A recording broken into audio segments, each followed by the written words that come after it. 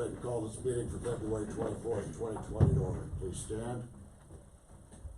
I pledge allegiance to the flag of the United States of America and to the republic for which it stands, one nation, under God, indivisible, with liberty and justice for all.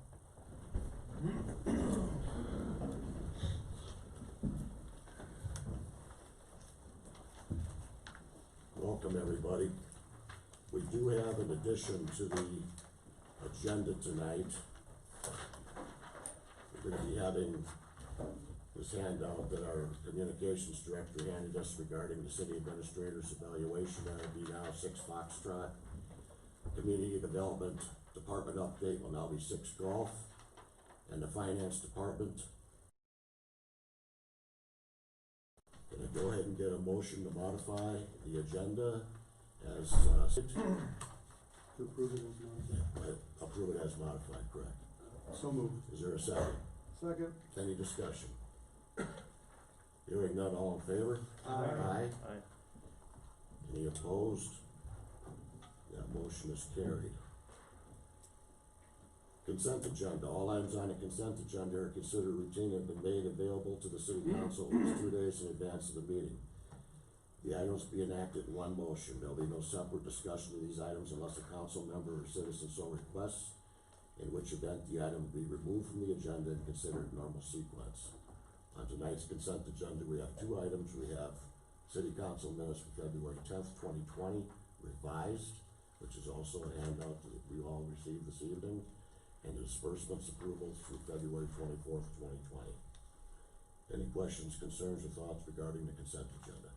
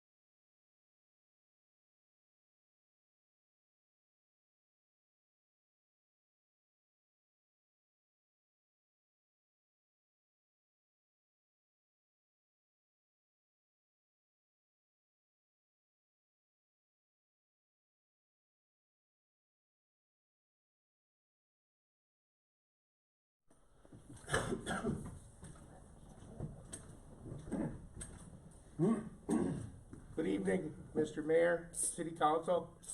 I'm here tonight to briefly touch subject on services.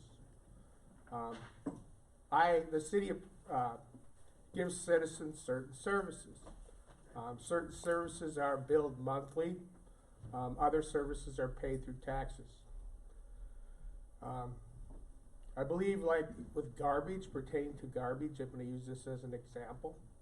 A resident is billed once a month. The garbage is to be picked up weekly. If the garbage is not picked up weekly, the citizen still gets billed the amount. And I feel that citizen therefore is paying for a service they do not get. You can address this with certain parties. Sometimes you don't get anywhere. So I feel I'm informing the city council, the mayor, because they are the ruling bodies of Sueur. They are elected by the citizens, so therefore they are to listen to their constituents and try their best to deal with whatever their constituents ask them to do. I realize I will get nowhere by talking here tonight, but I feel it is something that very much needs to be addressed. Thank you. Thank you, sir. And I do assure you that we have heard you. We will certainly take a look at what's going on regarding your garbage service. And I believe you also mentioned to me something regarding the plowing. So Correct. I will talk to the city staff after this meeting. We'll make sure we get somebody to get out over there and figure out what's going on. I also have another quick question, Mr. Hay. Go ahead. I noticed that there was a lot of damage that occurred over the winter to plowing. And it's mostly on the boulevard. Is that damage put on the property owner? No, it's not. Okay, thank you. Thank you. there anybody else in the audience that would like to address city council?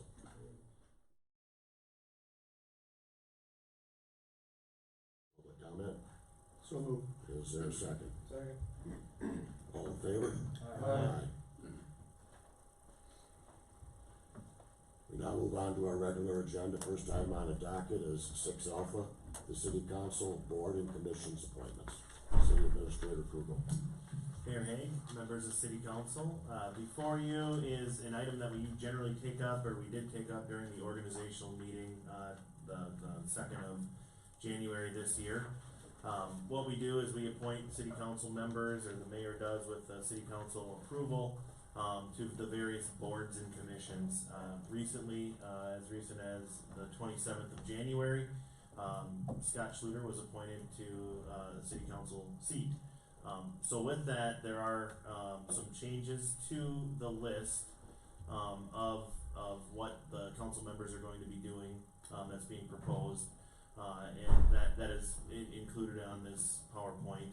The motion basically has Scott Schluter being the representative for the CGMC alternate, the Highway 169 Coalition, and the Region 9 Development Authority, and then Mark Huntington would be the Highway 169 alternate, and Sean Kirby would move to the Region 9 Development Authority alternate. So those are the proposed changes that I've received from the mayor, and I'll entertain any questions you may have. Anything? I'll entertain a motion then to go ahead and approve the changes as indicated for our boards, commissions, and committees appointments. So. Is there a second? Second. Any discussion? Hearing none, all in favor? Aye. Any opposed? That motion is carried.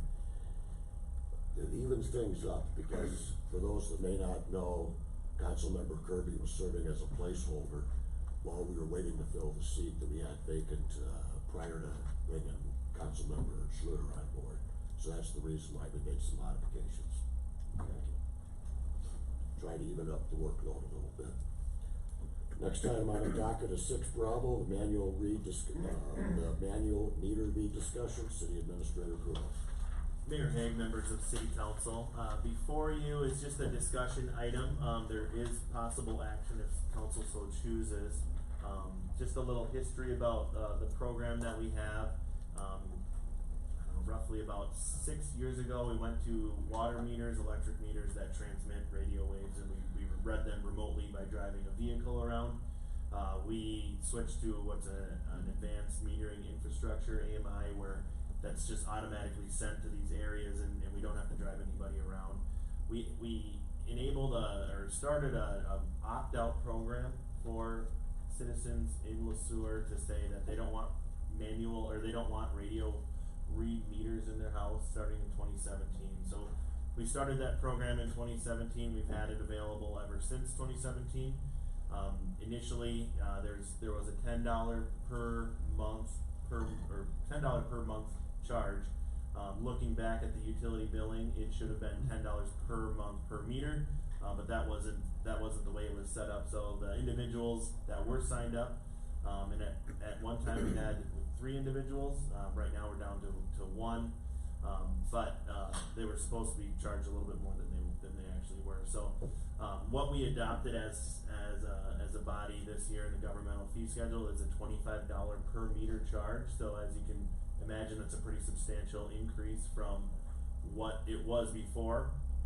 This was discussed at the personnel and budget and recommended that we try to recoup those costs to have somebody go out and manually read those meters. In your packet, you can see what that calculation is. Staff came up to, roughly $68 to do that. So we're recouping, some of the costs, but not quite all of them. But going back, the account holder has the choice to enroll in the program if they so choose. There's currently one person, like I said, that is enrolled in the program. What I want to be sensitive to is that we're not, singling anybody out. We need to be able to justify our fees.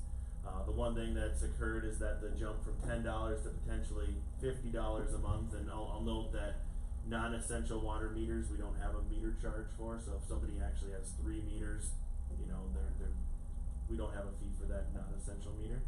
But what we're looking for is just general discussion about this.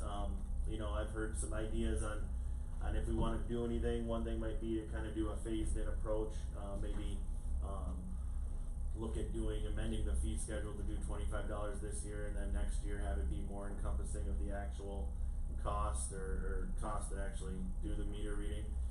Or we can leave it the same. It's city council has the full authority to set that fee at whatever they choose. You know, we adopted it early this year. We've gone through one billing cycle, so there might have been a little bit of a sticker shock on that first bill that it went from $10 a month to $50. So I'll leave it up to city council. We can the process for amending the governmental fee schedule is fairly simple. We can do it effective immediately if we so choose. So I'll entertain any questions about the process. Well, the question that I have is that, the $1,750 for the touch read 6590 meter reading gun for water meters.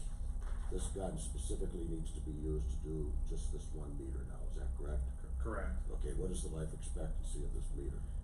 We hope 20 years.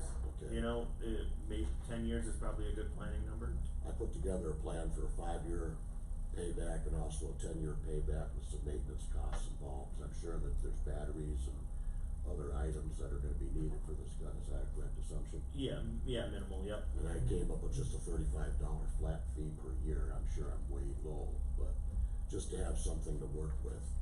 And I think you guys have all had an opportunity to kind of review that, the response that we received from our city administrator this afternoon on this.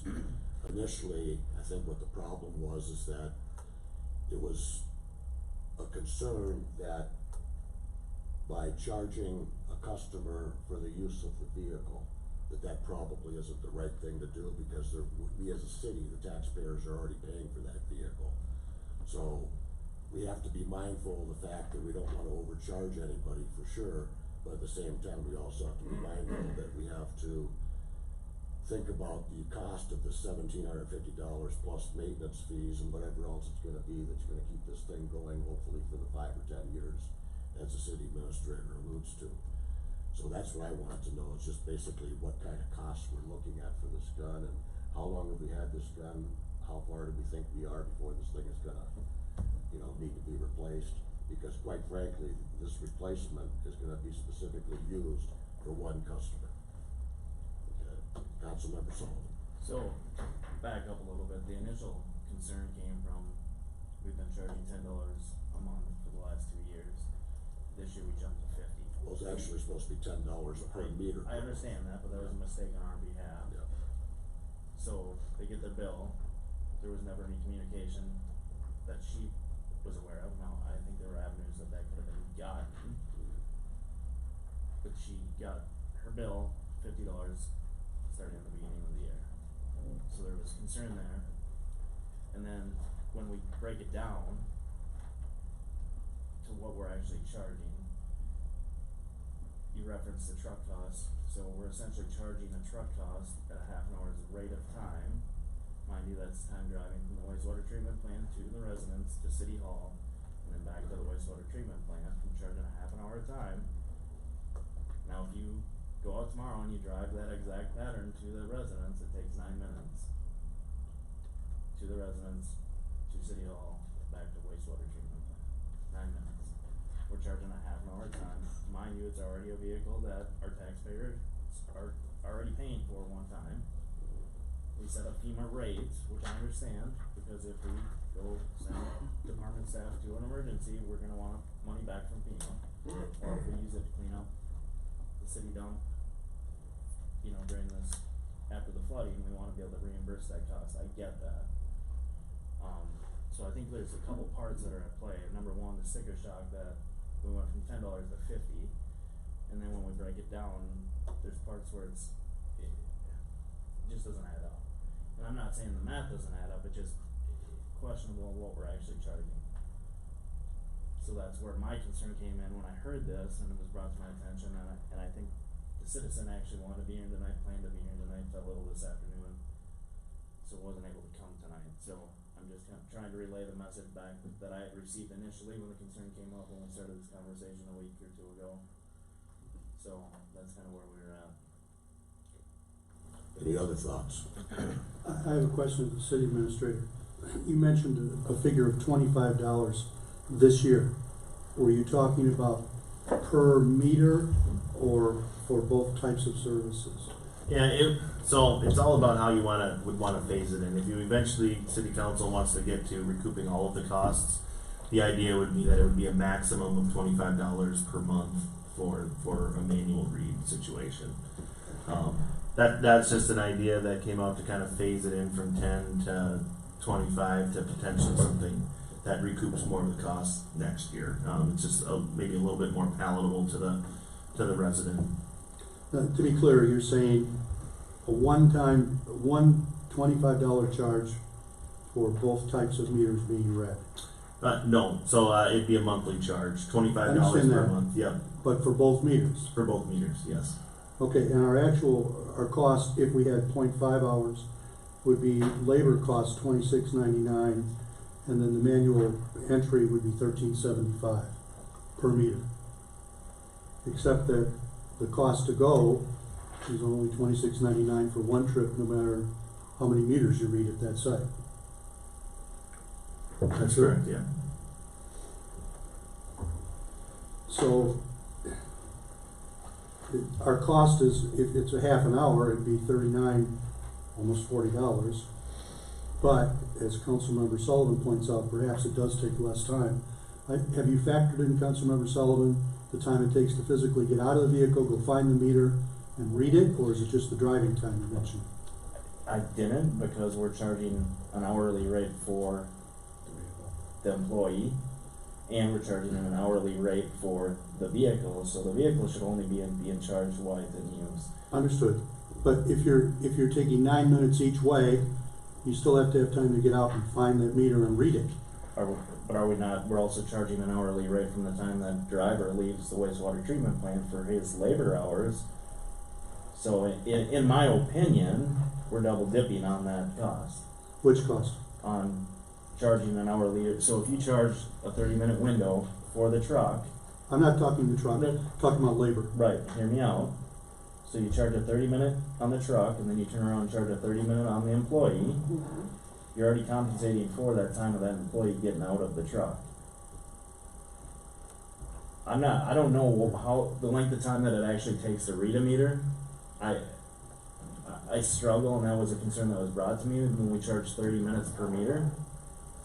I struggle at, 15 minutes, 0.25 hours. I struggle that it takes 30 minutes to read 2 meters. But that's not what I'm arguing. I question the feasibility on double charging for a vehicle, turning around, also charging an hourly labor fee on top of that, and then you add in the fact that they're already paying tax dollars towards that purchase of that vehicle. And if you figure out the hourly rate that we're charging them to read for that vehicle, that truck, if you figure it out in hours of work per year, that truck's worth $144,000 a year, and that's a pickup truck. There's not a truck out there that's worth $144,000. If I may, the reason why I backed out the transportation costs altogether is, quite frankly, I agree with your argument. I think that, we shouldn't be charging for that truck. I do understand why we have to charge for the labor. What I did in my scenario here is I basically included something that we didn't include in the number, and that was this gun that we have to have specifically to read this 1 meter. And, you know, assuming that we go with, what our city administrator said, that, you know, we're basically looking at something that's probably gonna last maybe 5 years, could last 10 years. Ultimately, what we're looking at is to service these meters, the 2 meters. I come up with a low end of $40.74 per month. I come up with a high of $72.82. And I don't disagree with your numbers. On the flip side, though, we're offering an opt-out program, and the only opt-out program we're offering, or that we've allowed, because it happens to be what we used to have, was a meter that had to be read by a gun. You know, an electronic reader. Is there a specific reason why it has to be done by this gun, or? Can't our meter just go out, take a number, write it on a piece of paper, and bring it back? Yeah, so the gun, it's basically, there's a wire that comes out of the basement, cause the meter's in the basement Okay. itself, so they can't physically see the meter from the outside of the house, so that, the gun is used for that. I will note that we aren't required, to have an opt-out program. It's a choice that we make, so we made the choice, we've done it. I think I support it, I think it's a good idea to have an opt-out program. It's just, what do we wanna charge for it? And some of the research that I did, and I know Jasper as well had seen the same document. I mean, there's states that have actually instituted an opt-in program where you have the option, where the legislature rules that cities have to allow this. And rates start at, I mean, anywhere, some cities set, this is your opt-in price, so it's $150 up front, and then it's a $9 monthly fee or a $6 monthly fee. And it ranges anywhere, I mean, some cities only charge $13 a month to go read that meter, so that's where when I'm looking at $50, that's high, in my opinion. Right. And hearing from a citizen, I mean, it's concerning. Now, I don't wanna disagree that there's costs to this, I don't want that to go away. I mean, I think we have to recoup something, but to what extent? And if we're gonna offer an opt-in program or an opt-out program, at what point are we liable to be responsible for what it takes to read that meter? Councilmember Fabulous. On the same instance, you look at the cost of what the gun is and consider, okay, what happens if you have 20 people to decide to opt? Then does that price go down for everybody else? Because really you're charging one person for the cost of something that is a service. All great arguments. Anybody else on this side of the room have anything in regards to this? I'm just trying to get my head around why, can you share with me any reasons why somebody wouldn't wanna comply? Is there, I mean, I'm not looking for their reason, but anybody's reason. There's a variety of reasons, you know, I don't wanna get into the health things that might be, you know, that might be perceived, but really it's just, we offer the program, it's a choice, and, you know, if somebody thinks that, you know, they have a higher quality of life without a radio, transmitting meter, we offer that ability. So there's, in the packet, you'll see like a, kind of a fact sheet about the meters, there's a lot of good information in there. But really, it's the choice to do it, and, you know, there is an economy of scale that we don't see with one customer, and that's, you know, what I plan for is, you know, how do we do that? And we're not talking that, it's a lot of money in the grand scheme of things, but when we're looking at it, you know, when we're looking at a fee, we need to try to justify it, and when we justify it, it's important we don't exceed it. And we can always bring it back to what we feel is applicable to the community. You had mentioned that staff had worked out a possible scenario where this would be possibly a phase-in type of program. Maybe you can kind of talk about that again and what kind of numbers staff has come up with. Well, yeah, so if you know, I'm hearing maybe the $50 a month is too high. That jump from 10 to 50 is significant, right, for a bill. The idea would be, well, maybe this year we set it to that $25, you know, a month maximum per, if you opt in, it's $25 a month. And then next year, during the budget process, we could look at it again and maybe, you know, refine the cost a little bit more, kind of show what it takes and, you know, revise it at the next, budget process. So it'd be kind of I'd say a compromise in the situation, because I think I think what I'm hearing is that we think it costs something, right? We don't know if it's $40 a month or $50 a month. We don't think it's quite 68. Take into account the gun, and that's another addition. So it's in that range of, you know, we think that there's a value to it or there's a cost to it. What do we want to charge back to the customer, you know, with taking into account that significant jump from 2019 to 2020. I think that's where we're at. Councilmember Fabulous. How much water would a person have to go through to come up to $50 worth of cost? Because I know that I can go through 300 gallons at like, I don't know, $15 to $20. Correct, yeah, so right now the water rate for a residential customer using less than 10,000 gallons per month is $3.25 per thousand, so quite a bit, so 14,000 gallons of water. So they're getting charged without even using any water, the cost of what 13 or 14,000 gallons of water would be.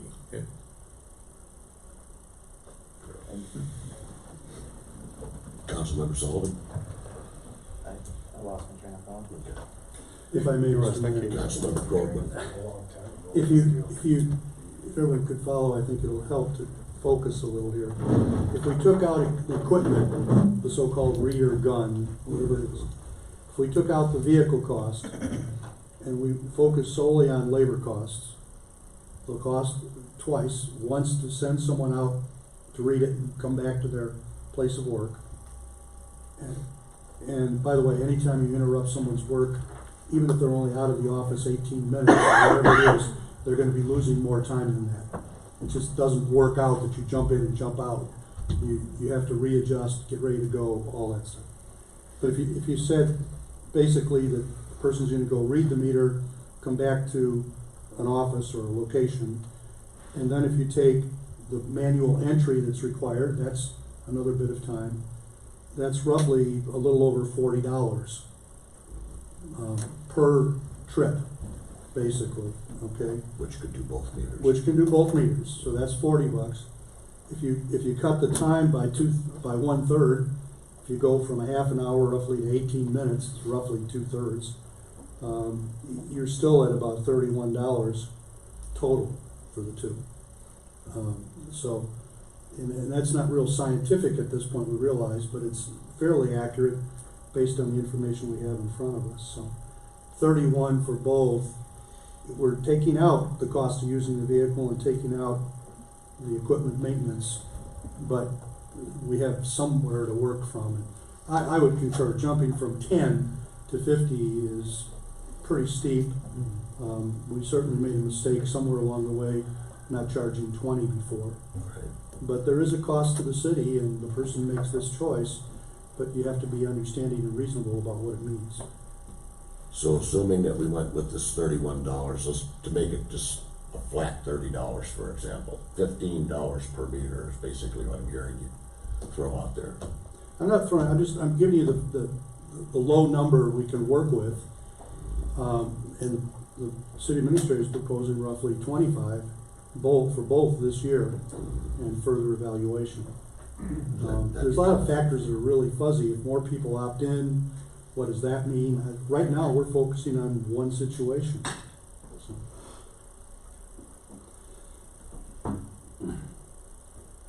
I guess I can make a motion that we, this year, go with a flat fee of $25 per month for reading both meters manually. I'd second that. Did we maybe make a change with that to make it $12.50 per meter? Because we are actually talking individual meters here, because the way the billing system's set up, it's by meter, is that not correct? Not everyone has 2 meters.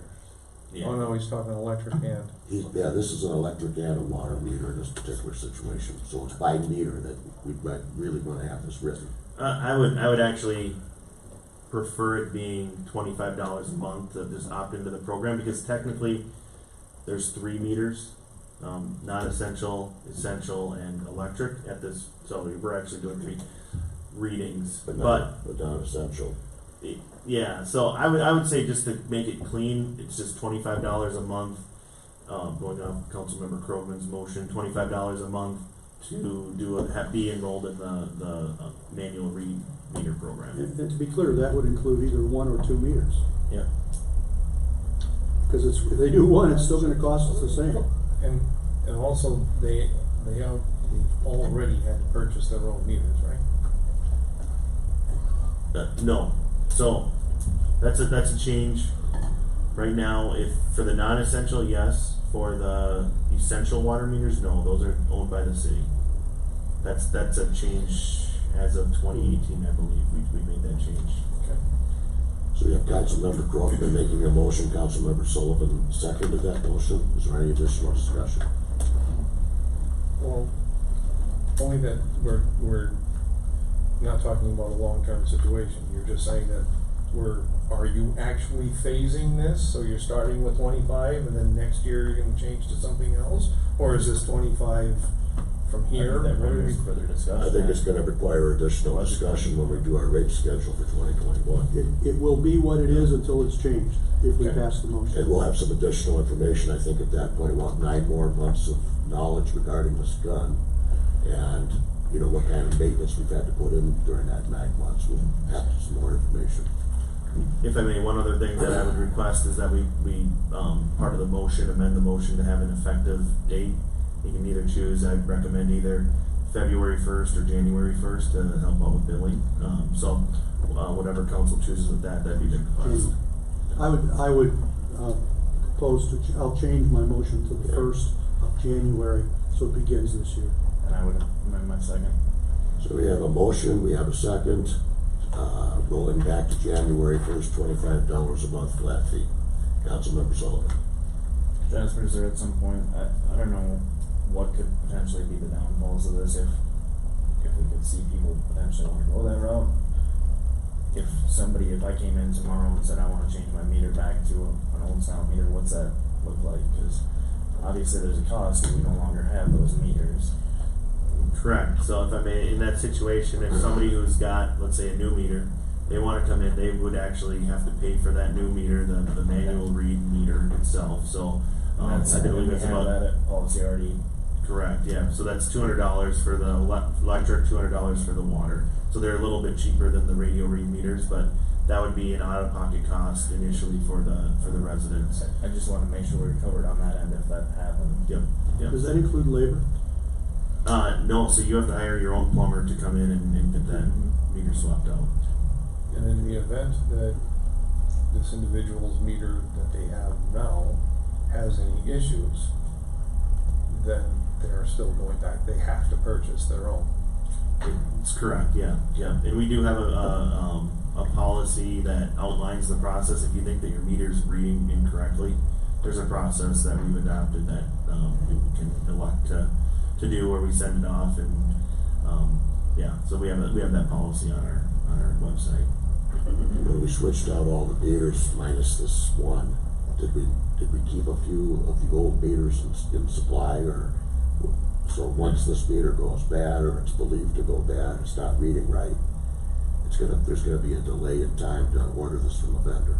Correct, and I don't know if the delay, and these meters don't go out every day, it's something that, that periodically gets worse and worse, and I think, it's like a 7-year window is when they should be replaced.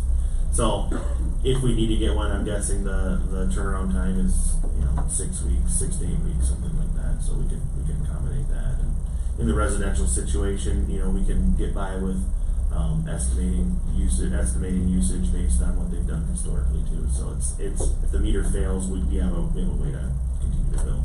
Okay. Anybody else have anything? All in favor? Aye. Any opposed? That motion is carried. Good discussion.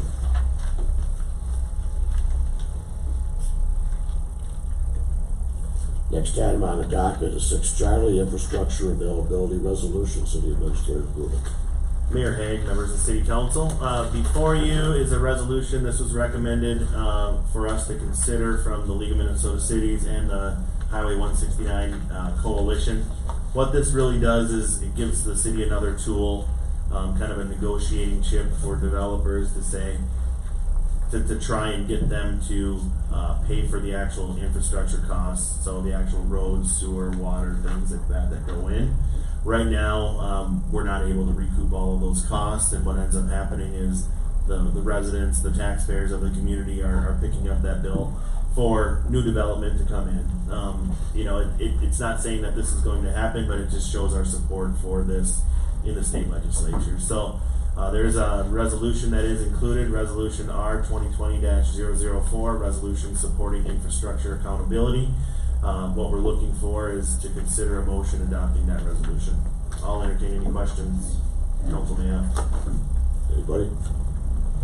I think it's, Mr. City Administrator, if you could explain, there is a decision in the city of Woodbury that kind of forced this issue in a court decision, correct?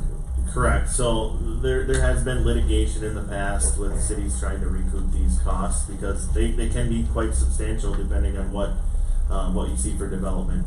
Now, I'll be honest, it affects the metro community way more than it affects us, but if that opportunity comes up and there's a development, we wanna be able to at least use that as a tool to negotiate. It gives us a little bit more, leverage to, maybe keep some of the additional TIF that is available, things like that. Anybody else? I'll go ahead and entertain a motion then to approve, or to adopt resolution Romeo 2020-004, resolution supporting the infrastructure accountability. So moved. Is there a second? Second. Any additional discussion? Hearing none, all in favor? Aye. Any opposed? That motion is unanimously carried. Next item on the docket is 6 Delta, the electric system study contract. City Administrator approval. Mayor Hague, members of City Council, before you is an item. We have Public Services Director Kuchera coming up here, but essentially this is something that we have in the CEP to look at what we have in our electric system as far as an inventory and an assessment of that and what some future costs may be. So with that, I'll turn it over to Public Services Director Kuchera. Director Kuchera, welcome. Thank you, Mayor and Council. Yes, electric system study from DGR. We've talked about this just pretty much since. Is that better? Yeah. We've talked about this since basically I started talking with Justin about this, that this is one of the deficiencies of our distribution system. We really don't have a good asset plan. They know what's out there. Do they know the cost to replace, the cost to maintain? We don't really have those tools. Those tools, as you know, are very crucial in helping us set our rates for our customers to develop long-term plans. Yes, part of this will be the 10-year planning, which we will be using for rate goals and rate analysis. I'm sure some of you might have heard we had an outage last May, so that is also part of the discussion. Those areas to correct the deficiencies as we find them, to put those pieces together to move forward and keep maintaining our system for the future. Question. That outage that occurred last night, was that basically because of aging infrastructure with the DGR program? Would this be something that we would have been able to identify as a potential problem? It potentially could have. Staff spent all day today working on that, and still do not have any more leads as to what would have caused it. But transformers do blow, and it just happened to be this one's time. It didn't blow prematurely. It didn't blow, it just tripped out. Tripped out. But, Okay. and that's what they're trying to figure out, what caused it to trip. So. Okay. Mr. Kuchera, if I may, Mm-hmm. a couple of things as we look forward. The way we get electricity will change, perhaps via solar in our local community area. I'm not talking individual consumers, I'm talking with our MMPA connection. We're talking about electric vehicles coming down the pike, certainly 10 years from now, that has to be factored in. When you look at development in the town, you may have different substation needs or whatever. In a simple way, are all of those types of things what this study will show us? Yes, there will be a lot of what-if scenarios. There's been a lot of talk internally, I know, with Mr. Maggio, Jasper, and myself, what if this development went here? We'll be actually role-playing those scenarios in, and actually putting that into documents so we know this does want to come out here, this is the infrastructure we will need to be put into place to accommodate such a development. Thank you. Any other questions? Did you want to proceed, Director Kuchera? If there's no other questions, I think that's all we're asking here is that they did it for a lump sum fee of $26,900, and the last final report will be to City Council with the goal of having it accepted by City Council prior to rates, 2021 electric rates. And to be clear, this 26.9 is a one-time fee. This is a 26.9 for each year for the next 9 years for the capital improvement. Correct, this is a one-time fee. Okay. Anybody? Entertain a motion then to approve the execution of electric system study from DGR Engineering for a lump sum fee of $26,900. So moved. Is there a second? Second. Any additional discussion? Hearing none, all in favor? Aye. Any opposed? That motion is carried. I guess you're gonna be staying up here for a while, so we'll get to the next item. Going Eagle? Yeah, we're gonna do E, 6 Echo, the capital lease purchase authorization, Kinetic Leasing. Director Sharon, I'm sure you got something to say about this too, right? Just a couple of things, you'll see on there, City of Sueur, the tools for the facility service truck, in the past, our facility person was using personal tools. I said, we can't do that any longer, so we finally bought city tools to use for his city job. Crash seal truck and equipment, that is for the plow truck components, like I said, that is not the truck itself, that is the snow plow, the hydraulic pump, the hoses, the dump body, everything but the rolling chassis. That's what the $125,413 is for. And the safety trailer is for the Public Works Department. And that is identified and used to carry barricades, cones, safety, all the safety stuff that previously was getting thrown in the back of trucks and then thrown in storage sheds and was always buried, and they had very short lifespans with the use pattern it was receiving. And to be clear, these are all items that were identified on the 2020 CIP, and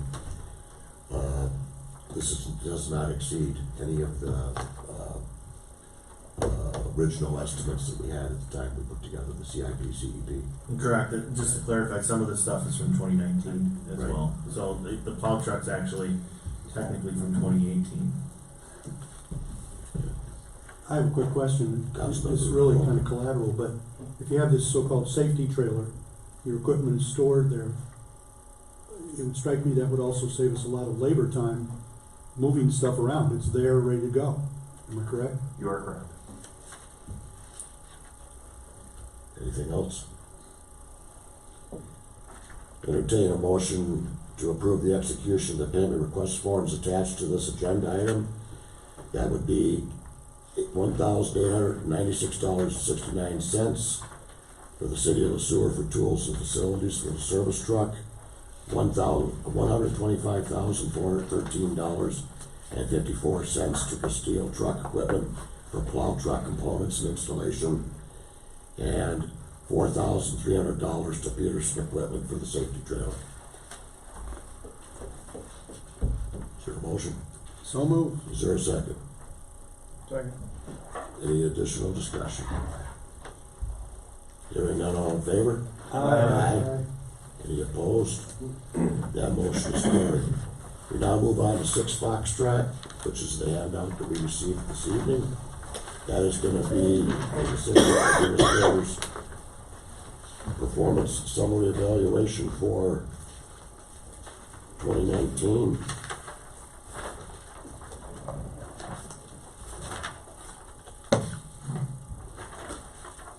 And I'm gonna go ahead and read this for the benefit of the public that are here, and also what's gonna be put into the newspaper. 2019 City Administrator Performance Evaluation Summary. The City Administrator Performance Evaluation occurred at a closed meeting on February 10th, 2020. Below is a summary of that closed council meeting. The evaluation was broken down into the following 8 categories, and those categories are leadership and management, professionalism, focus on effective planning, recruitment, training, and supervision of personnel, development and implementation of policies, development and monitoring of budget, facilitation of council relations, and public engagement and interagency cooperation, each of which include multiple subcategories, and the number that's in parentheses are the number of subcategories that each of the major categories have, for a total of 49. Any evaluation criteria rates the city administrator's performance using these categories as either unsatisfactory, needs improvement, meets expectations, exceeds expectations, or outstanding performance. A A compilation of the written performance evaluations was discussed. Of the 49 subcategories, the city administrator's performance met expectations for 6 of those categories, while 43 indicated his performance exceeding expectations. On the 5-point scale, the city administrator averaged 4.28 on a 5.00 scale. Overall, the city council felt that the city administrator excelled in almost every subcategory. Congratulations for a fine job, sir. Okay, so I'd like to go ahead and get a motion then that we've accepted, the performance evaluation of our city administrator is gonna be made available for publication. So moved. Is there a second? Second. Any additional discussion? Hearing none, all in favor? Aye. Any opposed? That motion is carried. We now go to 6 Golf, the Community Development Department update retreat item, city administrator approval. Mayor Hank, members of City Council, this is the second installation of our kind of modified retreat format. Tonight we'll have the Community Development Department, Director DiMaggio, and then we'll also have the Finance Department with Director Dowd and with a supporting role from Director Kuchera. So with that, I'll turn it over to Community Development Director DiMaggio. Good evening, Director DiMaggio, how are you doing tonight? Good evening, Mayor Hague, members of the council, and we also have members of the planning commission and EDA in the audience, and anyone watching from home. I just appreciate everyone being here. Tonight, we are gonna discuss the community development department. Jasper asked me to go through 3 specific areas, which I'll go through with you. Jasper, do you have? Here's the handout. Correct. Yep, there's extras too, if anyone in the audience wants one. Do you have extras, Jasper? No, that's the community center, so, yeah. Yeah, all I got is the community center. Yeah, it looks like it's all community center. I believe they're back on the table, the back table, so we'll get those handed out.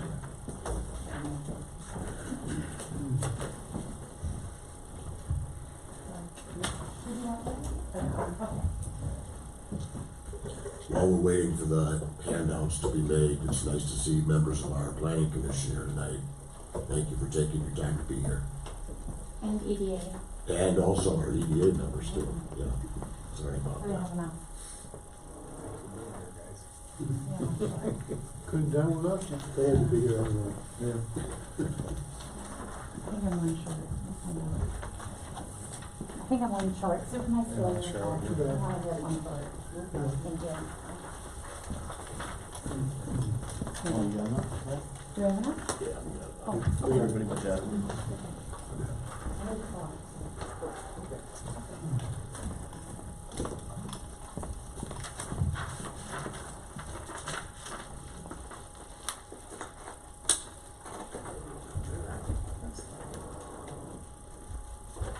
So the first thing that we're gonna go over is downtown Sueur, an update on downtown Sueur. I've got some interesting news, I would say. The owners of Valley Green Square have actually received an offer from someone who's interested in purchasing the mall.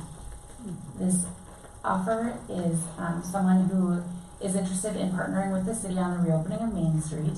So together and along with the EDA, we have made an application to deed for the redevelopment funding again. We tried it last year, unfortunately we were unsuccessful, but I'm hoping that this will be our year. Our ask has actually gone up greatly. Deed has $4 million with 15 applicants, and we have asked for approximately, I think it's $846,000, which is a huge ask. But since we had gone to them last time, they've actually come out here and toured the mall.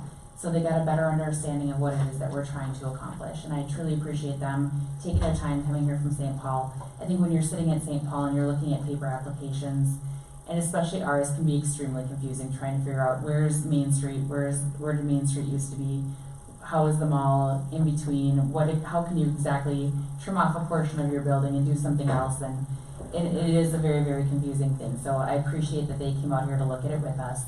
We've also talked to this developer about applying for a TIF. So they would like a tax increment financing. What they would like to use that TIF for is to help rebuild the exterior and do modifications to the interior of the mall. We have done some analysis and find that the TIF would generate about approximately $471,000.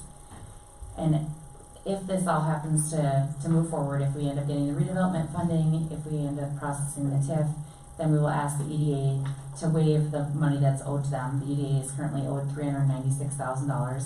We will ask that they waive that money in lieu of getting the front portion of the mall.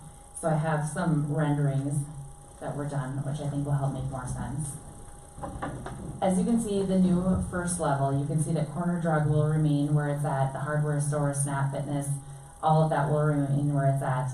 And the front portion of the mall then, we're gonna call it the front now, I guess it'd be the new front, would be where Main Street is gonna go. And they've created some smaller areas, which I think there's definitely some use for smaller areas, maybe a medical center, a vision clinic, a real estate office, a law office, things like that to the front of Main Street. They also have a grocery store space in there. I'm not sure if there's an end user looking for that, but it's definitely something that can be considered. Some of the smaller towns in our area, such as the city of New Prague, St. Peter, have co-ops. That might be something that someone might want to come in and open up a co-op, something like that. But we'll definitely work with them if this moves forward. Then you can see on the second level that they intend to create approximately 14 apartments. And the tenants then from the second level will be moved down to the first level. And as you can see how they break it down. Some of them it looks like they'll be a little bit bigger, some of them will be a little bit smaller, but they're trying to keep the general overall footprint of what is there to not have to expand it. Do you have any questions about either one of those slides? And then this is kind of the exciting part, I thought anyway when I saw this, is you can see what now the parking lot view will look like and what the street view will look like. And as you can see, they intend to go fully around the entire building, making facade improvements. And I think it looks amazing. When I saw the renderings, if we could have this in our downtown, I think this would be a great amenity to us. I love that they're bringing in different elements, different textures, and I think that's something that's lacking from our downtown right now. So I was excited about it, and especially to see the street opened, I got really excited about that. But, you know, we're still a long way from this, but I'm glad that someone has this as a vision. I think this is what all of you and when we've had downtown meetings, what I've heard from the public, what they want it to look like. So I think that we're moving in the right direction. This, what we're looking at, is actually came right from our downtown plan. This, what they are talking about, is scenario A, is a partial mall redevelopment. The only thing that wouldn't happen in here is was originally talk of maybe some infill apartments on the vacant lots. I don't see that happening. I don't know that that parking lot is big enough for infill, and I don't know that we'd want to give up that parking space, especially if we have now tenants living in the mall. I don't know that that would be in our best interest, but other than that, I think this is kind of interesting that this is basically one of the things that had come out of our downtown study, so I was excited to see that.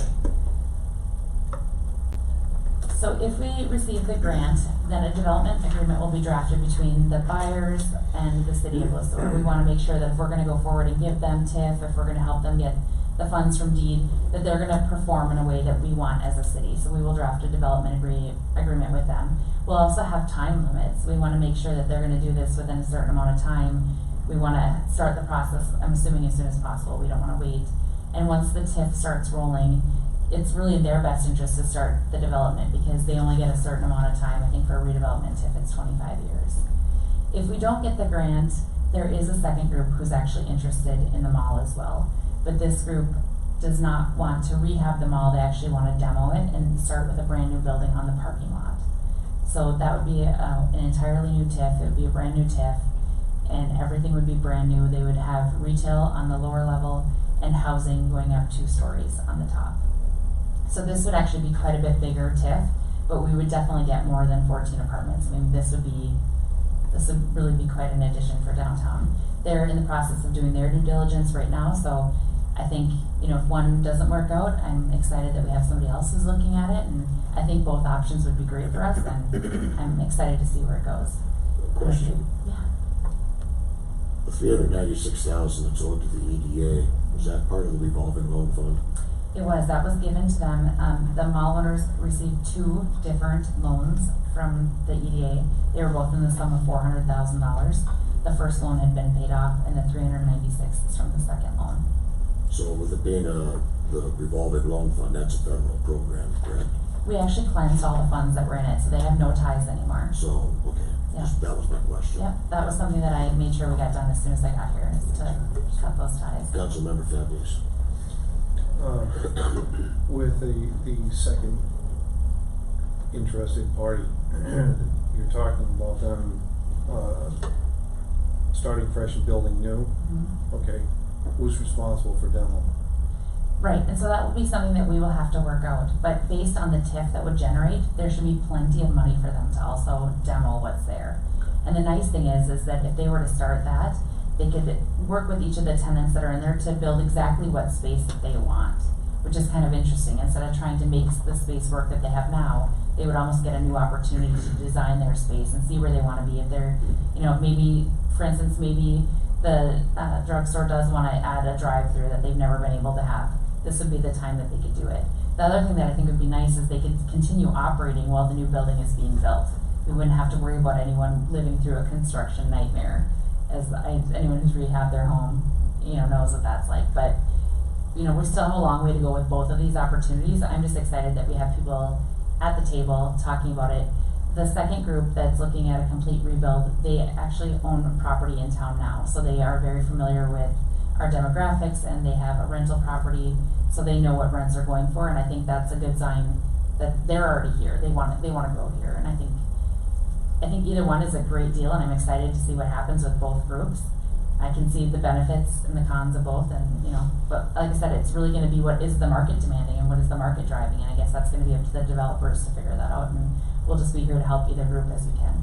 So going back to the first option, April of 2020, that's when Deed makes their decision. Yeah.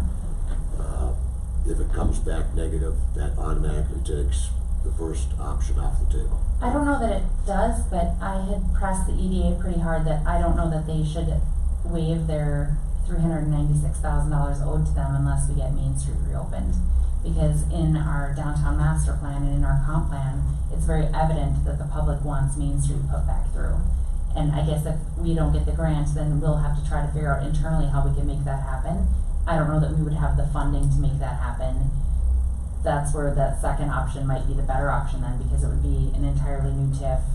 We could then use as much right away as we need to construct the second building, and then we wouldn't have to worry as much. But as I said, I think that there's pros and cons to each situation, and we have to let the developers kind of drive the bus a little bit and figure out, can they really make this work? They're both doing their due diligence right now, and we'll soon find out. In the best case scenarios for either option, would 2020 be the time that something like this would start? Are we talking years down the road? No, I think both would love to start in 2020. Yeah, but you do have to get the TIF in place, and that can take about 90 days. So there are some things that would have to happen. Councilmember Sullivan.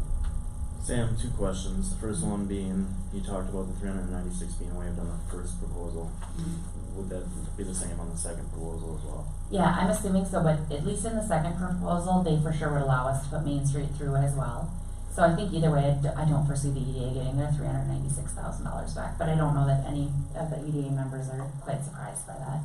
And then the second question would be, which you kind of alluded to, would the city be, because it would become a city street, would we be responsible for paying the EDA any of that money?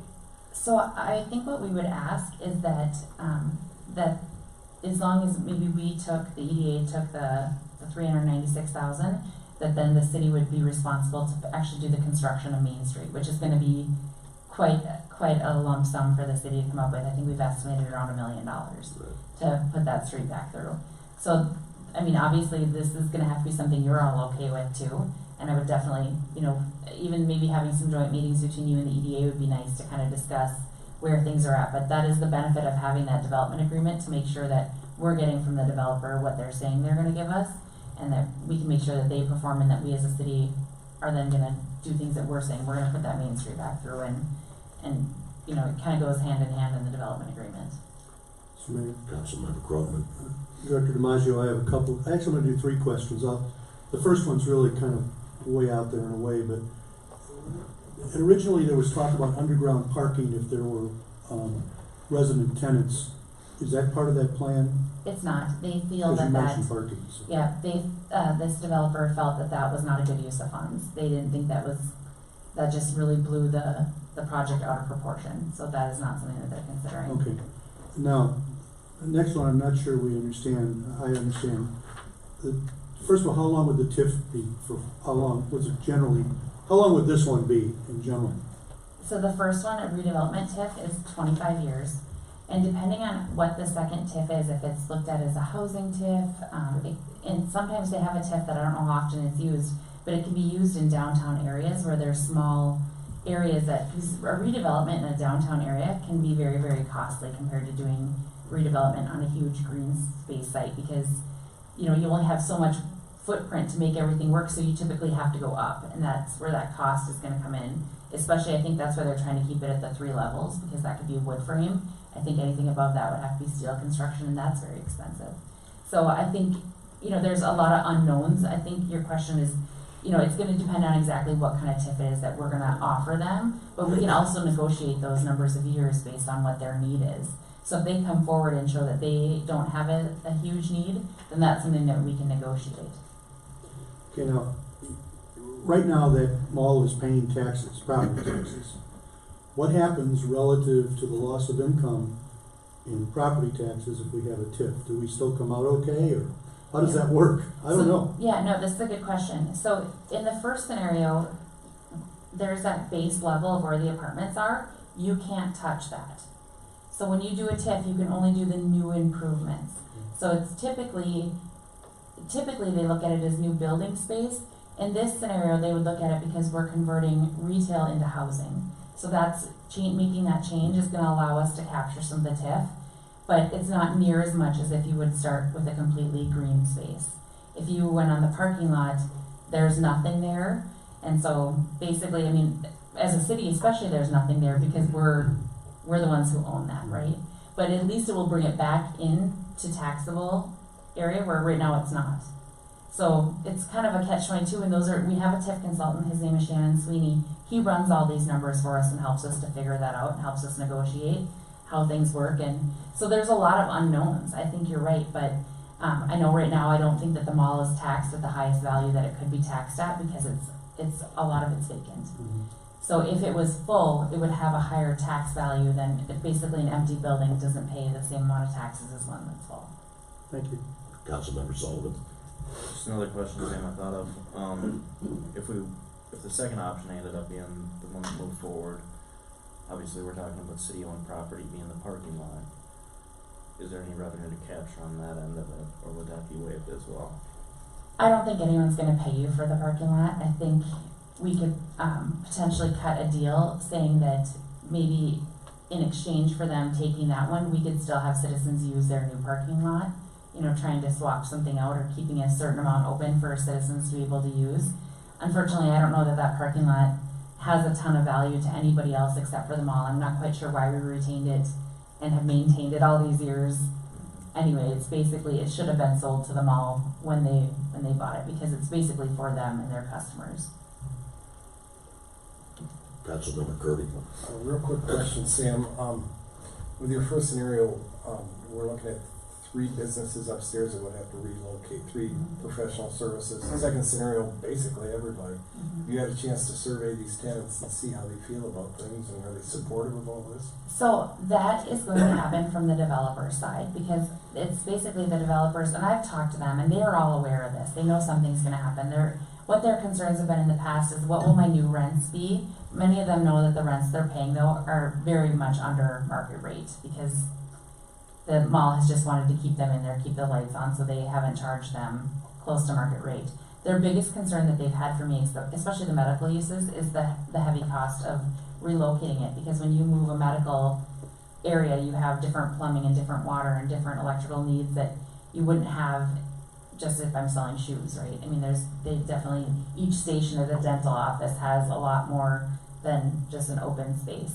So that's one thing that I was gonna ask the EDA is if there's an above and beyond charge, that maybe they look at helping some of these businesses with that by saying if you continue to operate for so many years, we'll grant you some money or do something like that to help them with their costs.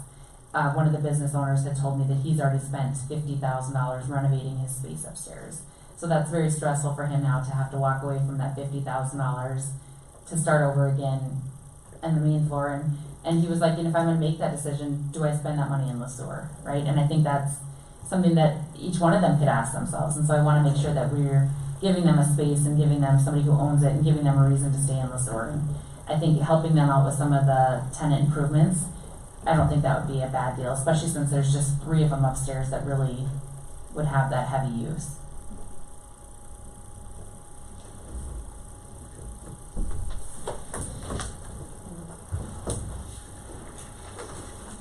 So the next section I'm gonna go over is housing partners and housing tools, and if anyone has any questions from the audience too, please let me know.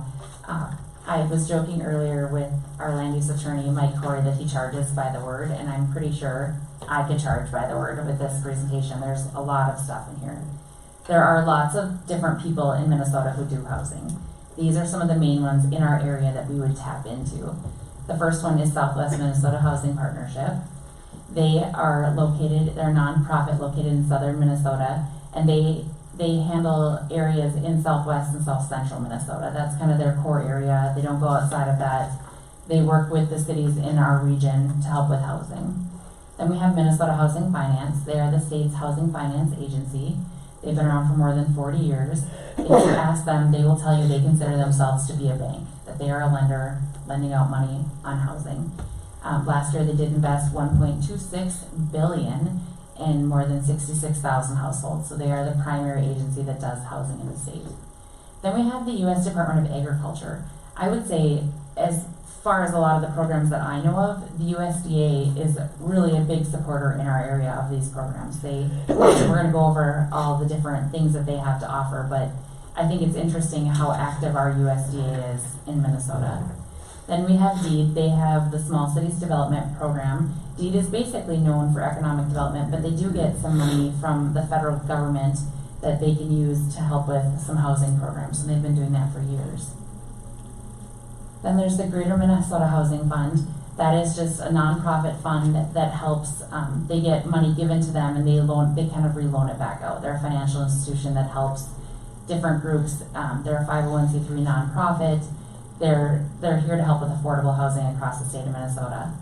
Then there's the Minnesota Housing Partnership. They are basically an advocacy group for housing, and they're here to help with different organizations and to do research and to make sure that the policies and the funding that we have, that they're used the right way for housing. So I kind of went through each one. I wanted to list some of the programs and then let you know some of that we have taken advantage of or some that we could take advantage of. So the Southwest Minnesota Housing Partnership actually helped us apply for Small Cities dollars a few years ago. We ended up giving quite a bit of it back, but they were the group that helped us apply for those funds. They've met with us numerous times. Chad Adams is the new person leading this organization, and he actually lives here in the Sueur. So he's been a great advocate for Jasper and I. He's come to see us a few times to bounce some ideas off him. But one thing I need to stress about the Southwest Minnesota Housing Partnership, or something that I feel lately, is that you can pitch an idea to them, but because they're a nonprofit, they get to decide if they want to get involved in your project or not. So that's something that they've been extremely active in the city of St. Peter. When I first met with them and asked them to partner with us, they basically told me we're afraid to create competition for ourselves in Sueur. So that's one of the reasons that they had drug their feet, and I understand that they have done 3 housing developments, the Traverse Green and St. Peter. After the tornado, they came in and helped St. Peter build the single family homes. And I get that, but it's hard for us because people always say, well, why is that happening in St. Peter? Well, groups can pick and choose where they want to work and where they think that market is going to drive. So we can ask them to be our partner, but there's nothing that mandates them from having to be our partner. We've also hired them for to run some of the grants. They get admin dollars to run the grants. I think that Monica's actually hired them on her building to administer her grant for her as well. So that's kind of a big thing that they're getting into now, is more of this grant administration, which is unfortunate for us because there's a lot that goes into it and a lot of risk, and having them do it with us would be a lot easier than us having to do it alone, but unfortunately that's kind of where we're at. Then the Minnesota Housing Partnership. We haven't used them for anything that I know of locally, but I do think it's interesting that you can also have them come out and do consulting services for you. So if you ever feel that we need to have someone else come out, look at some of this stuff with us, they are someone who would come out. I'm assuming they also charge a fee though. A lot of these groups, that's kind of how they're surviving right now, is the money isn't coming in as it used to their group, so they're finding ways to generate their own income. So that would be something that we could have them do if we want to do any more strategic planning for our housing. The USDA, they have a ton of programs that I would like to work with Stacy to put on our website, because they have a lot of programs that the people can apply directly to them. They don't have to apply through us as a city. And I think that's really important. They have programs where they will help with direct loans for single-family housing. They have loan guarantee programs. I thought it was interesting, they have a mutual self-help housing technical assistance grant. So that's if you want to build your own house. They actually grant you money to help you figure out how to build your own house, which I thought was really interesting. But I guess there are some people that want to do their own self-construction of their home. Rural housing loan sites. This is one that I was looking at as far as if it might be something that we could look at for the housing development that we're working on here in town. But I think the biggest complaint that I have about whether it's DEED or Minnesota Housing or the USDA is they allow you to apply one time a year. So if you're not ready by the time that they call those applications, you can't apply until the next year. And in our world, that things change all the time. Somebody could come in tomorrow, but we would have to then wait to apply for a year. And I think that's hard when you're trying to find out if I can finance something to wait a year. And I just went to a training with them and they said, unfortunately, we turn away like half the applicants we get because we don't have enough money to do this. So that's another risk that you take. But I want you to know there are programs out there, but that's why as staff, if you don't hear me pushing them, that's why. That's very hard to make sure that we can meet a timeline that happens once a year. You know, it's not always doable for everybody. Do they release their calendars to the community development directors throughout Minnesota? I think it's always the same time. I think it's always in April. And which I think is so weird because if you're coming to them with a project in April and they don't make their determination until like the fall or next year, that you're telling that developer, well, I want you to wait a whole nother year before, you know, I want you to spend all this money up front, but I want you to wait to see if we're gonna get this money because that is money for them. You know, time is money for them. So I think that is a struggle. And one other thing I'd love to point out to them is it seems like a lot of them have similar programs to each other. And I'm not sure if they've ever stopped to think, well, maybe we should be doing something that somebody else doesn't do. You know, it's like if the state's doing the same thing as the USDA, it's interesting to me.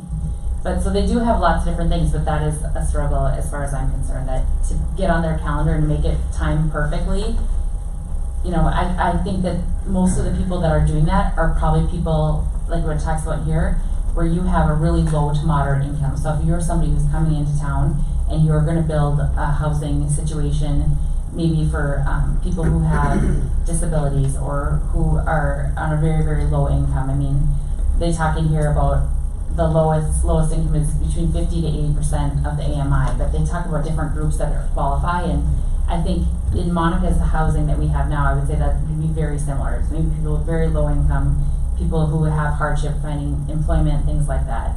And so I think if you're building that kind of house, you probably will wait the year to make sure you can get the money. But I think if you're charging general occupancy, you want that rent right away. So it's interesting.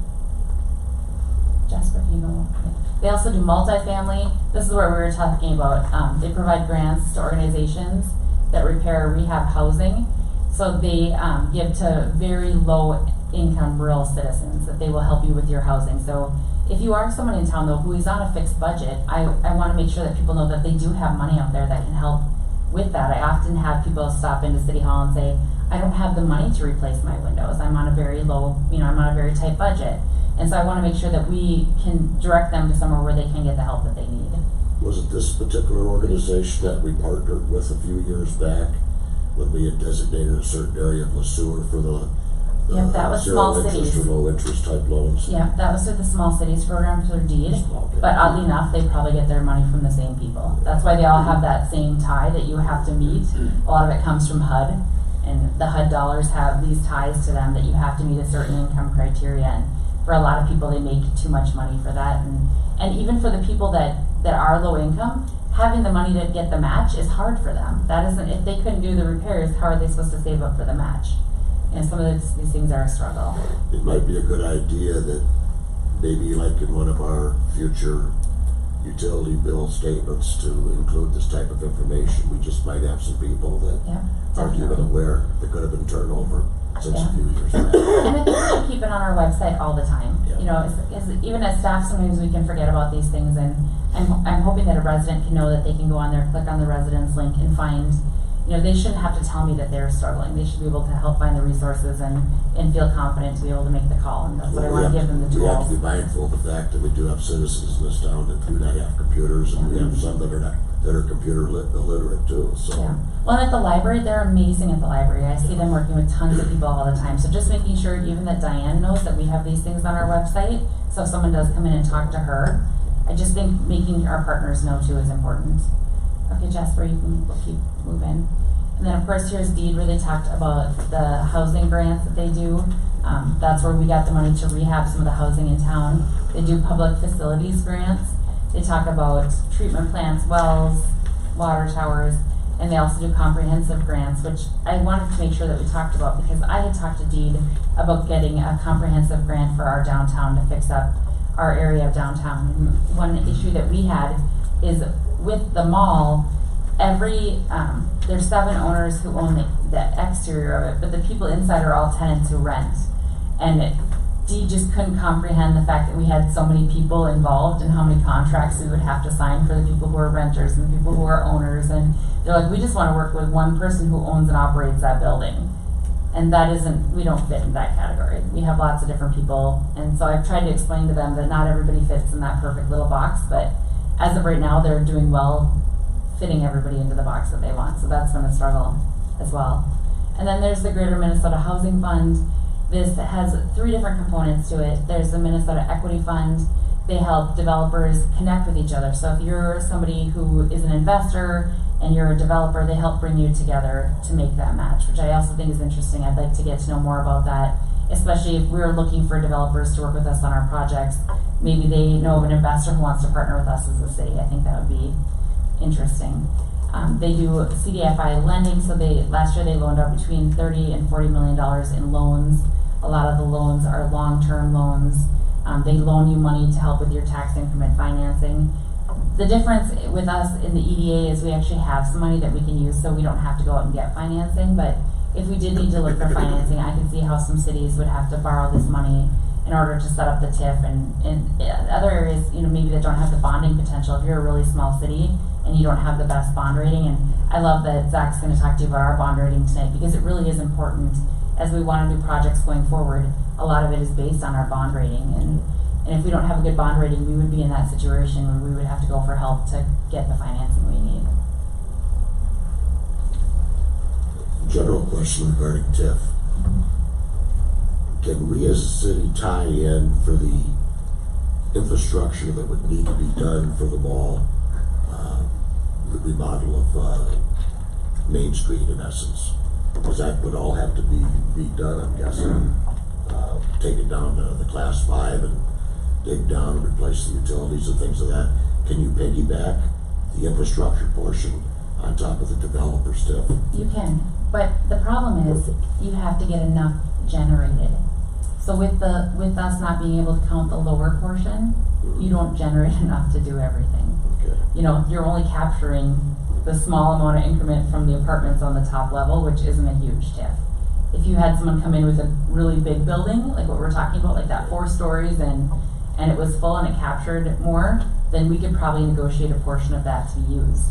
But then I think you're gonna have to pick and choose your battles. Are you gonna use it for the demo of the building? Are you gonna use it for the road? The developer is gonna tell you, I've got costs that if you want me to keep these affordable for your tenants, for your businesses, and for your people renting the apartments, I need some of that TIF to help keep the cost down. So you kind of dance with them as you're negotiating all of that. But it's really important to figure out how much will you generate. That's something the EDA we talked again tonight. It's all a big game trying to figure out in advance how much are you really gonna generate and how much do you need. And then again, I'm sorry. One of our agenda items tonight was 6 charter, the infrastructure availability resolution. If something like that should pass in Minnesota, and there's pretty good chance that would happen with this legislative period right now, we as a city could pass on any of our infrastructure costs to the developer. Most Correct. cities already do that. But as it is right now, we can't do that.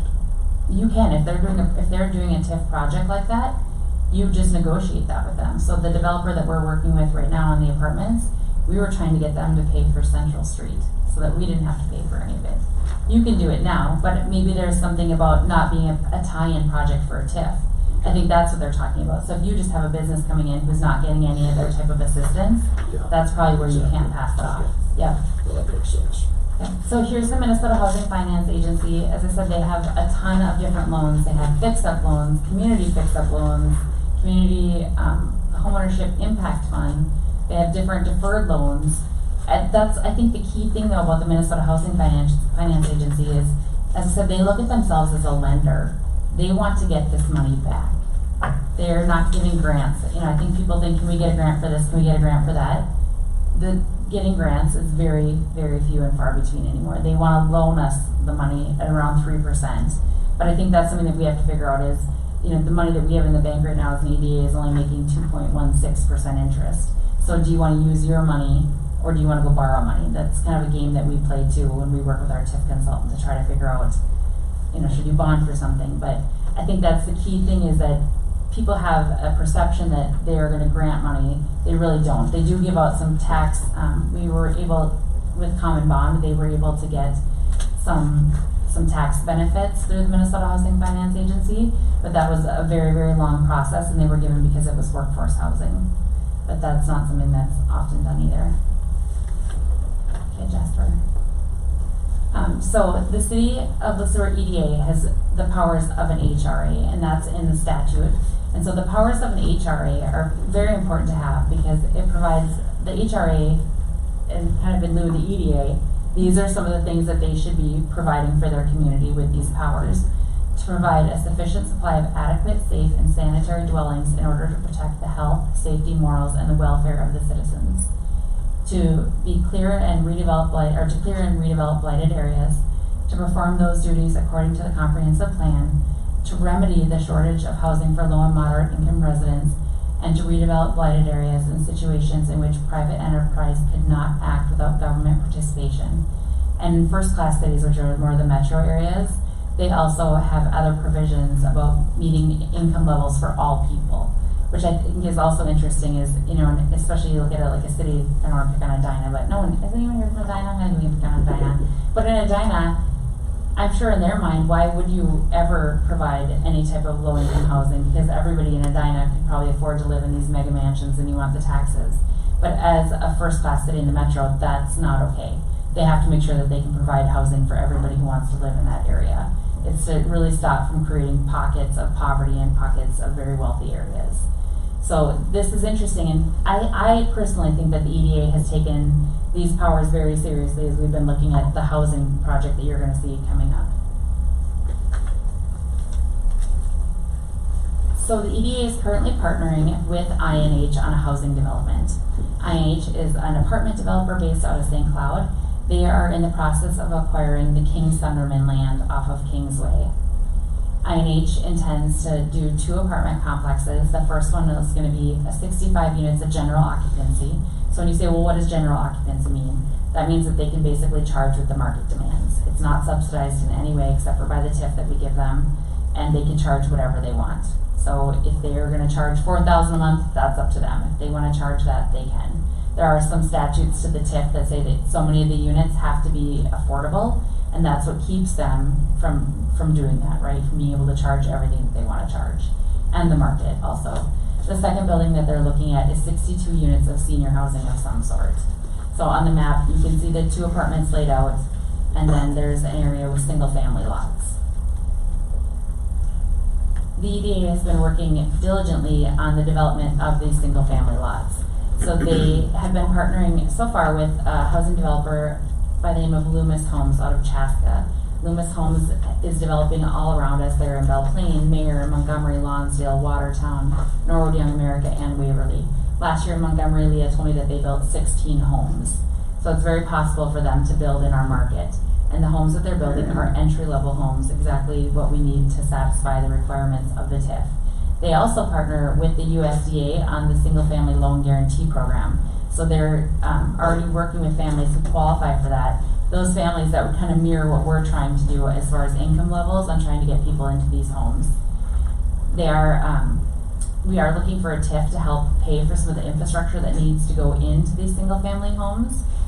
And as part of the TIF, then it's important, one thing that we've talked about is super important to make sure that you can't just sell a lot when you have a TIF. You actually have to have a building, because as we just talked, you don't get any money off the bare land.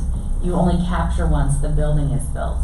So if we were to sell those lots and no one were to ever build on them, we wouldn't have the TIF, and we need that TIF to help pay for all the infrastructure that we're gonna put in there. So the developer has promised us that they're gonna try to build 6 homes a year. We've also, on recommendation of the EDA, negotiated with them that they reserve 6 lots per calendar year for local developers who might wanna develop.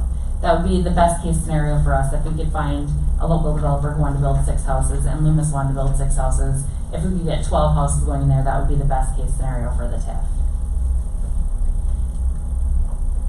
Was it in 2018 actually, so almost 2 years ago. Sam, can we Yeah. back up before Yeah. we move on?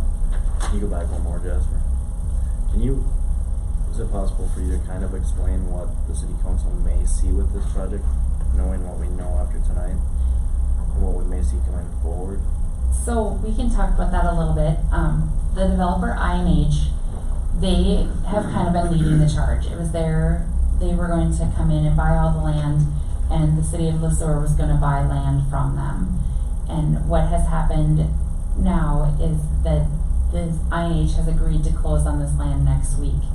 Well, unfortunately, the city of Sueur, on the portion that we're working on, we're not ready to close on this land. And we wanna make sure that before we close, that we are being financially responsible and that we can afford to put in these lots. And now we found a developer and they've said, you know what, your lots that you planned were actually bigger than what we would want. So you can see on the next, is it on the next screen?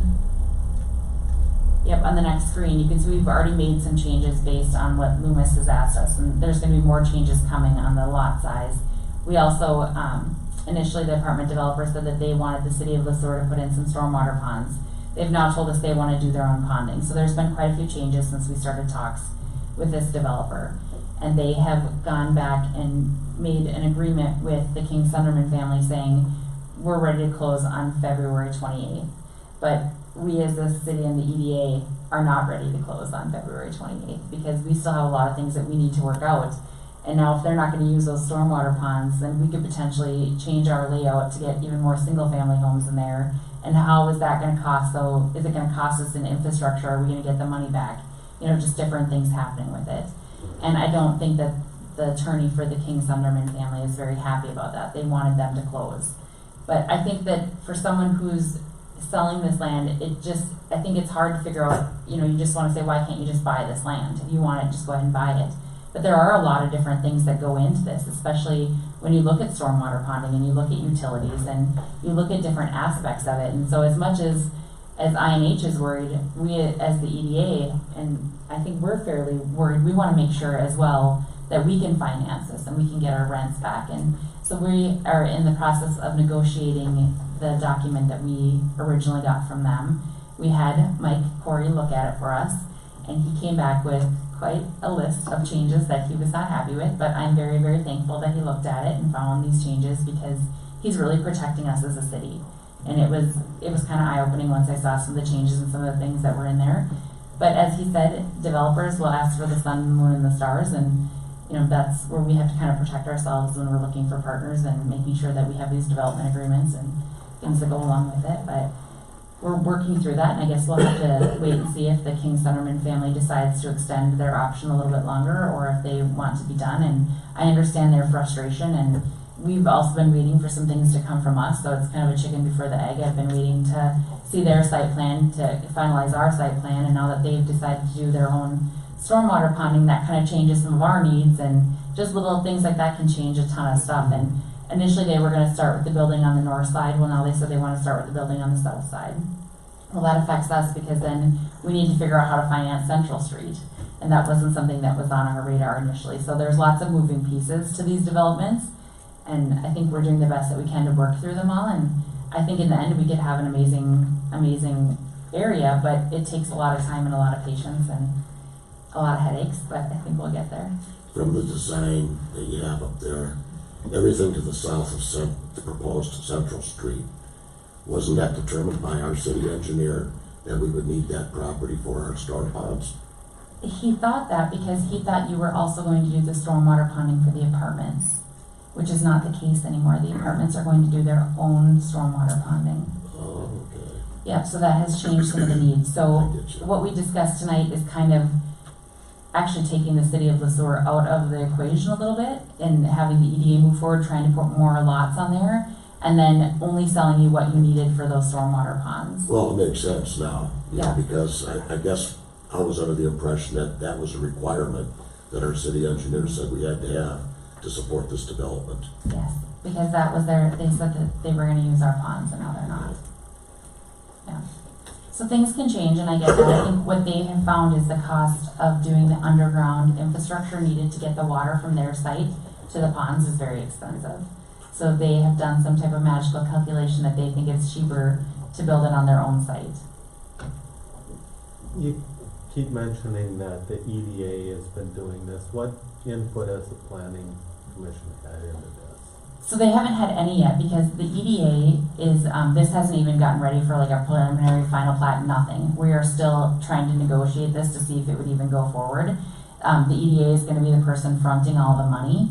So once they get to that, but we have had Nate, the city planner, working on it and Corey from Bolton and Mink working on it. Eventually it will go to the planning commission, but as of right now, we've just been trying to work more with Loomis Homes, trying to figure out if we can make a deal work with them as far as the construction of the homes. If we can't find a developer willing to come in and construct the homes, then it's a moot point to kind of get everybody else excited about something that might not go anywhere. Especially now if the developer may walk away anyway. Alright, Jasper, can you go to the next slide? I also just wanted to remind you that the EDA has played this housing game once before with the lots owned on Plum Run, and when I got here, the EDA did sell those lots to Dean Williams. Dean is now building on those lots. If you haven't been on Plum Run for a little while, you can see that he has one completely done and one that's like halfway underway. And so that's been a great addition to our community. Those were also 4 new homes. I think this last year, Zach just did the check. I think the Sack and Whack for the new home construction was 9, which the year before that I think it was only 1. So that's actually quite an improvement. I'm fairly happy with, but I would like to see it double again next year. So we'll see what happens.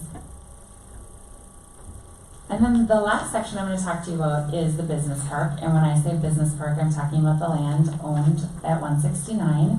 This has been a little bit of a roller coaster for the EDA as well, so I truly appreciate all their patience and everything that that they go through.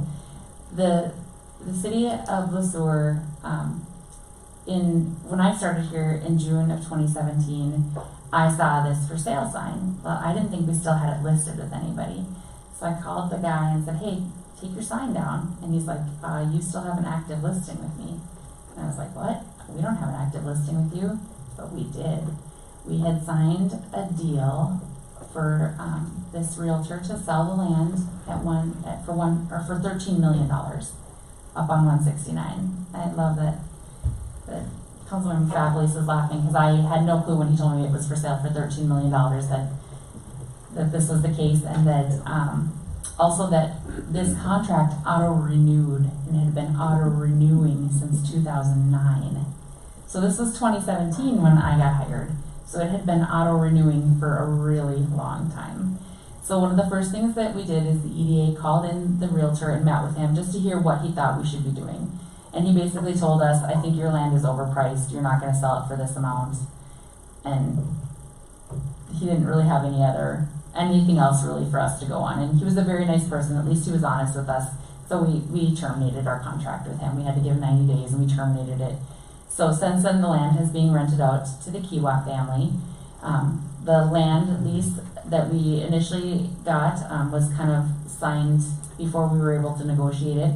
The last few years, Jasper's actually taken over negotiating that lease, which I truly appreciate, and we've actually been able to get more money for rents on that land, so that's been a good thing. And then in June of 2018, a developer, his name is Joe Carroll, reached out to me and said he happened to be driving by on 169, saw that the city owned this land, and wanted to talk to me about the potential of him and some of the people that he works with acquiring it. The issue at the time is that the people that Mr. Carroll works with are they're heavy outdoor storage people. And so as you're coming into town, that's always been kind of a fear of the EDA is that going to be people's first impression of town if they see this heavy outdoor storage on 169? Well, shortly afterwards, Cambria had found out that we were talking to Mr. Carroll and had come in and said that they would like the opportunity to acquire the land. So the EDA chose to accept their term sheet and start working with Cambria. So that started in October of 2018 and just ended last month. So on January 15th, 2020, we got official word from Cambria that they do not want to acquire that land.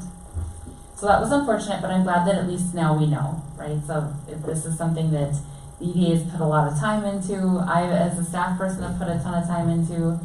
So I kind of swallowed my pride a little bit and reached back out to Joe Carroll to see if he'd still be interested, because I had a good talk with the EDA tonight about being realistic about the types of businesses that we're going to get to go out there.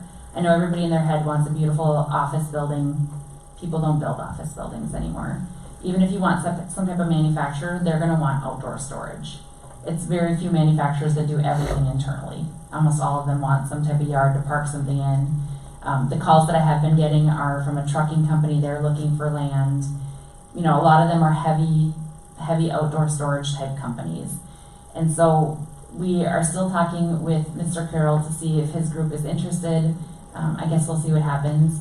The EDA also received a purchase agreement from Jim Anderson, who used to be our city attorney. We looked at that tonight. Mr. Anderson, though, would keep the land as farmland. So I had a talk with the EDA about really keeping in mind what is our intention as a city with that land. You know, if we have a developer who wants to bring jobs and taxes, that's hard to pass over, but we are going to reach back out to Mr. Anderson. He had a few things in his agreement that we weren't agreeable with, so we'll keep working both of them. I kind of joked I'm dating every housing developer. I could still be dating every land developer and whatever. You know, I mean, we just got to keep going, right? Because that's what works in this field is you never know who's going to be the person to take that next step forward, and we want to make sure that we keep all of our windows open. Jasper, here's a picture of the land. I'm sorry, sir. Regarding outdoor storage, we as a city though, we could create some kind of a beautification type of thing that would blend it where it's not looking like it's heavy industry or. Yeah. So what you would do is you would probably ask them to put up some type of fencing, Yeah. and with that then to plant so many trees, and we could negotiate that as part of a development agreement. So I agree, you could definitely ask them to do something and say, well, if you're not willing to do this, then we're, especially since the EDA owns the land, I think that gives them a little bit more pull into what goes in there. But, you know, we've talked many times about it, the amount of usable space there is less than people think. And it's gonna be hard to get water and electric, like different utilities in there, especially with the John Farm kind of in the middle of everything. So I think it's important that we be realistic about what could potentially happen here and make sure that, yeah, I wanna make sure that we're getting the best business that we can, but I also wanna make sure that it's that we're not setting an expectation. This has been going on now since the EDA acquired this land, obviously before 2009. And that's a long time for it not to be generating some type of business income or some type of jobs for our community. Really helping us diversify a little bit more. I do wanna say though that the EDA did sell a section of the land. It's a small, like light colored triangle to Quick Trip that finalized in February of 2018. Quick Trip does need to get 2 more acres though from Wolf Motors, and I know they've been in talks with Mr. Wolf, but I have a feeling that some of his hesitancy is what's happening in Jordan right now. They're changing the intersection where 169 and is it 282 or 21, I'm not sure which one it is, where they meet, and that's exactly where Mr. Wolf's business is located. It's right next to the McDonald's, and they're gonna make an overpass there. And I have no doubt that they're not gonna be taking some of his land there. So he may have a need to bring some of that here. That might be part of his hesitancy, but I did mention to both the people that have inquired about buying it that we do have Quick Trip that I would love to see do some kind of land swap or do something to get them moving. So we'll just have to wait and see what happens there. The EDA also did hire a title company. There's a weird little triangle up in the corner that has a 12 number. When I got here, we were under some disputes with Sueur County about who owned that triangle. So the EDA did hire a company that did a title search on a title company and found out that it did belong to the EDA. So Sueur County did gift it back to us, which was nice of them. So that's now included as part of it. And I have reached out, just in case neither one of these options work out, I have reached out to DEED to see if there's any programs for us to create maybe a small business park there. They do have a program called the Business Development Public Infrastructure Program. And they set aside a certain amount of money for infrastructure to be done in Greater Minnesota.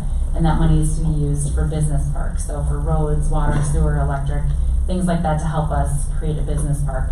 It's a 50-50 match, but that could also be something that we could look at doing in the future, and then separating it into maybe, 5 or 10 acre lots and getting numerous businesses in there. But it's something to think about, and I think, as I said, keeping all of our options open is important. 2 questions. The land swap that you referred to regarding the Quick Trip, is that something that's been talked with Quick Trip about? And Well, it hasn't at this point, because I was hoping that them and Mr. Wolf could really come to some type of terms, but I'm not sure if it's gonna happen, and I guess we'll have to wait and see who ends up with the land. I think if it's someone like Joe Carroll, he is a developer, and that's all he does, and he will go out, and if it's not them, he'll find somebody else to come in. And he's mentioned that he thought that'd be a great use or a great spot for a truck stop of some sort. So I have no doubt that other people will be going out there looking for different types of businesses to bring in here. He's not gonna buy, he lives in California, he's not gonna buy that land just to own it. He needs to make an investment. so my second question would be then, regarding the possible relocation of the, rest area, that's now off the table altogether because of, the termination with Cambria on the property. I think that's what caused the termination of Cambria. I did go meet with MnDOT, and MnDOT was, I thought, very gracious when they met with me and said, Sam, when we started this process, that was how many years ago? And it seemed like a good idea, but now they're like, we don't even know if that's where we would put a rest stop. And they said, they felt nervous about if anyone was gonna be willing to pay the cost of building a rest area. It used to be $3 million, now it's a minimum of $6 million to build a new rest area. And like, where is that gonna come from? And I appreciate them, and I think they are a good partner of ours. And I told them I can't blame them. I mean, we look at decisions that we made 20 years ago, 15 years ago, 10 years ago, 3 years ago, and say, why did we do that? And I don't know that would be a decision that MnDOT would say, yeah, we for sure wanna move the rest area to the other side. I don't know that that's what they're thinking. And they said right now, to build these rest areas, that isn't really something that the state has a budget for. So this isn't something that they would be able to fund. So we have to be realistic about who has money to build this and who our partners are. And so I told them, I completely understand they can't make promises. I mean, that happened so many years ago, and I don't know if it's financially feasible. I don't know if Cambria would really wanna pay for that $6 million move. If they were looking at their numbers, would that be the best use of $6 million? I don't know. I have a question. Can you be a little more specific about whatever heavy equipment or whatever the term was used? Outside Carol. storage, yep. What does that mean? So the company that he represents is a company that is an online auto company. So what you do is you purchase a car online, and you come and you pick it up there and you take it from there. So you can't go there and buy a car, you can't go there, no one from the public is allowed inside there, you can't just wander around. Basically, if you are in an auto accident, you would keep your car there until someone acquires it, then they would come get it and take it away. And this is a group that's been growing like crazy. I think, we had some members of the EDA look into it, and they verified that, and that's a very common thing. I reached out to one of my other friends who works for another city, and she's unfortunately totaled 2 cars that have gone to a yard similar to this, that basically, so they're wrapped up, they're not doing any damage, they're not leaking anything, they're a complete package, so when someone shows up to pick them up, they take them away. And that for, I know it's, as I said, it's probably not this, it's not the type of business that maybe everybody wants, but I think it's a business that's very much in demand, and I know lots of other businesses similar to that, I don't know, I guess I'm not, my family owns, full disclosure, and I don't get in trouble for this all the time, but, my dad used to, that's my first car, was a kind of a recycled car like that. So I'm not afraid to buy a car and fix it up, that's not something that has a fear to me, but I know that some people, they don't wanna see that necessarily, and that's where that heavy screening would need to come in, is because as you're driving down the highway, it doesn't wanna look like a salvage yard necessarily. Well, my concern here, to be candid, is if we change the zoning, we open ourselves to other possibilities. I'll use one word, Becker. Okay, if that thing that happened in Becker could happen here, we don't want that. And we have to be very careful. The good news is it's not in my backyard, because we're changing the zoning, so we have complete control. It's not zoned yet, so we've got the ability to keep it under control. Exactly, but I also wanna say at the same time though, is if what we have it zoned, if the market doesn't demand anyone to come here in that zone, then that doesn't help us either. I'd Right. rather have a farm than I'd have a fire like Becker had, or a junkyard of stacked up crushed cars. And so that's not what this is, like, I don't wanna get the public I concerned, that's understand, not what this is. that's why I'm asking the question. Yeah, Councilmember Fellows. Yeah. In this business model, really what these guys would do is when you have flooding down south and so on, they're acquiring, vehicles that are able to be, they're considered total, but they can be completely redone. And I know of two businesses around that's what they buy and that's what they sell are high end, like Mercedes and Porsche and so on. And they're taking these vehicles and repurposing them, literally, adding warranties and everything else to them. And this is where they get those vehicles from.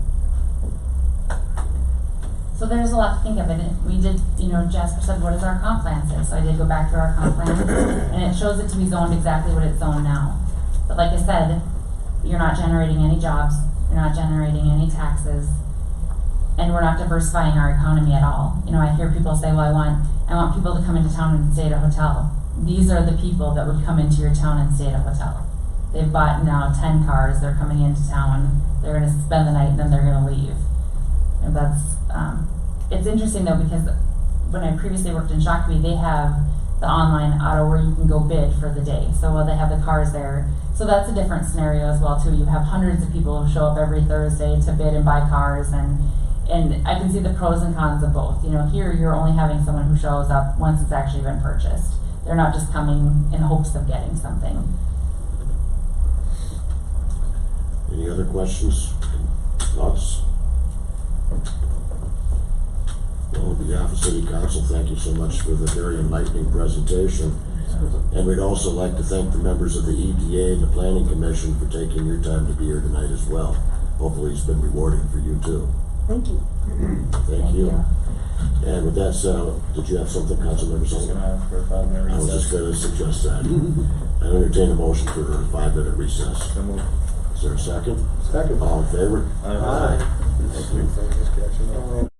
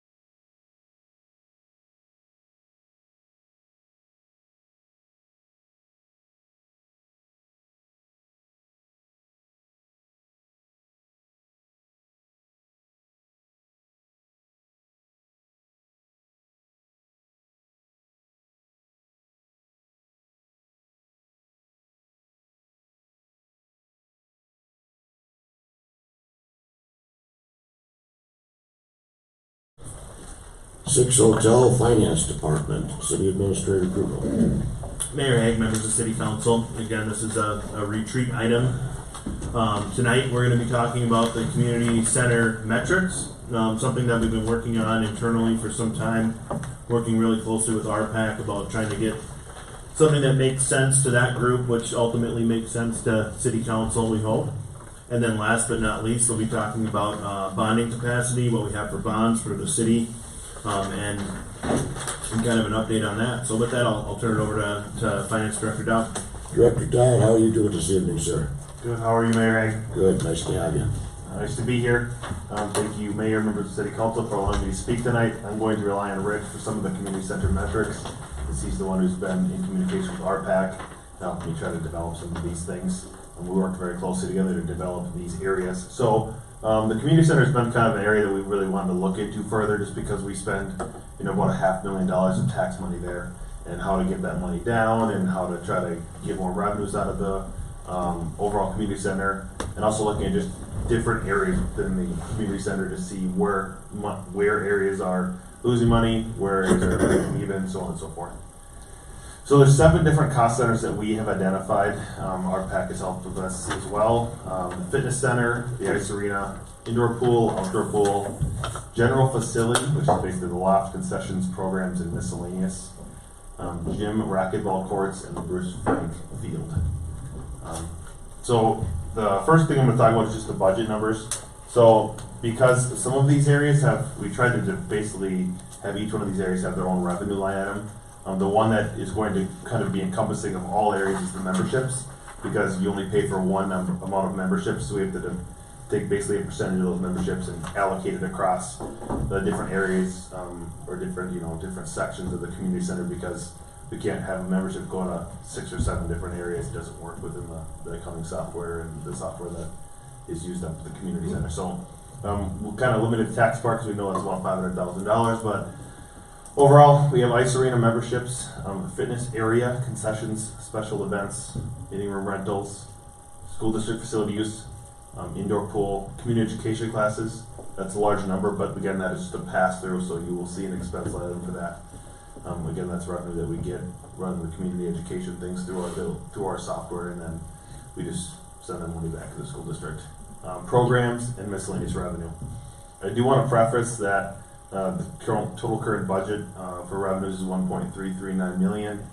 However, some of these areas may not be the best budget numbers overall, just based on what we had in the software before. So Allison and Rich and myself have really took a deep dive in January of this year to see where the overall software how it was working the back end of things and how it was set up. We did realize that some of these things were not set up properly. So, for example, we made the budget based on trends that have happened in the last 3 years, and also year-to-date information that we had as of 2019 going into 2020. Looking at stuff in 2020 finally to try to figure out what's going on with the overall community center after such the push during the budget session. Realizing that some of the things were just coded right to miscellaneous revenue instead of to the actual section that they actually were. So we might have had a code that said for programs or summer programs or something like that was within the Max Galaxy system, but in the back end of things it wasn't really going to programs, it was going to miscellaneous revenue. So our numbers for the budget may be skewed overall by the line items, but in total the numbers are correct. We feel like the numbers are right.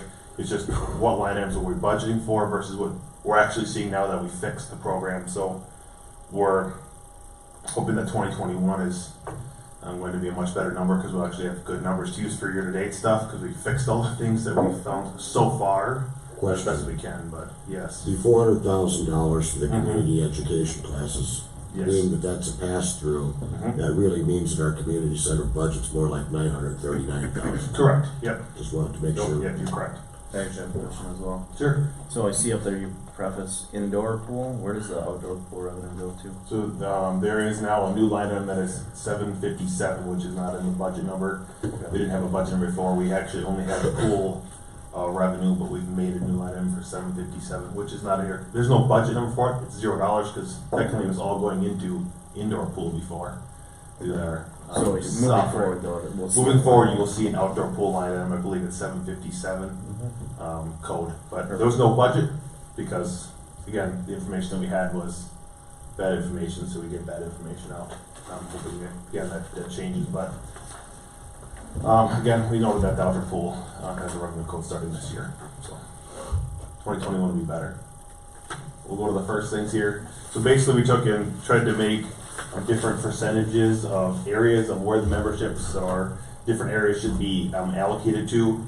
Obviously, Ice Arena is 100% Ice Arena, so the different columns that separate the different areas of the community center that we identified, the 7 at the beginning, and the different percentages that are the ones that we are allocating the money to.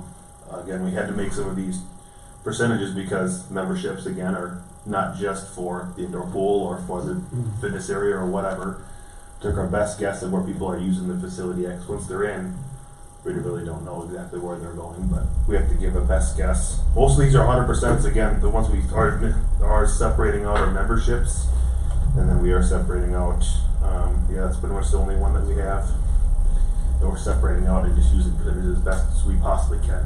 You know, I can understand splitting out the memberships on those that have the full memberships. Yep. The way we had the system built with the cafeteria style where you can pick and choose, Yes. we would be able to capture metrics for that though, right? Yeah, that's on the exact next slide, so, Okay. yeah, it's a good question because City administrator. People. One thing I'll point out, this is a question I had, is that the membership numbers, the percentages change depending on the month of the year. So you'll see there's nothing going towards outdoor pool because it's January. Come, I think June, then you'll start, then when these numbers are here, the percentages change because people are actually using the outdoor pools. It's not open those other months. So that was one question I had, but, so yeah, this is just for January.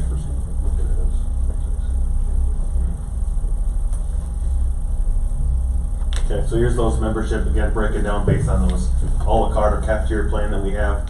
On the left-hand side is with the outdoor pool closed, and the right-hand side is with the outdoor pool open. Those percentages are, again, our best guess of what people are using it based on what kind of membership they do have. And then we use those percentages to get that previous slide you just saw, the percentage that people are using. Based on the number of plans we have, based on what they're using, based on what we know and what plan they take. Any questions on that?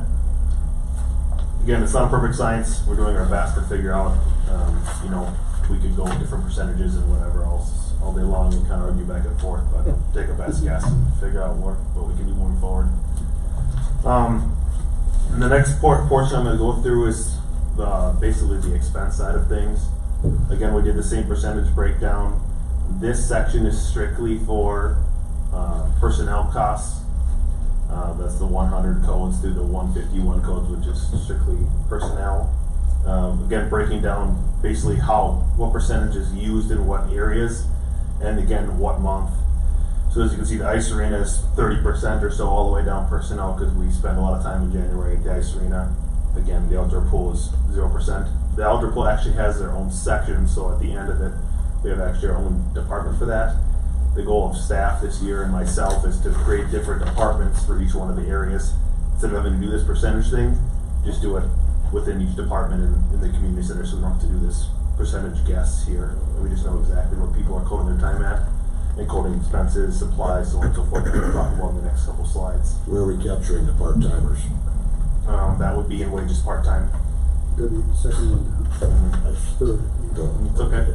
Yeah, there's a lot of lines. I get it. There's a lot of data. Yeah, there's a lot of information that we're doing, but our goal of staff is right now we don't have that. We don't have it broken out. The only one that has actually broken out in the department is outdoor pool. We're able to do breakouts within our Paylocity system now that we have for electronic timekeeping.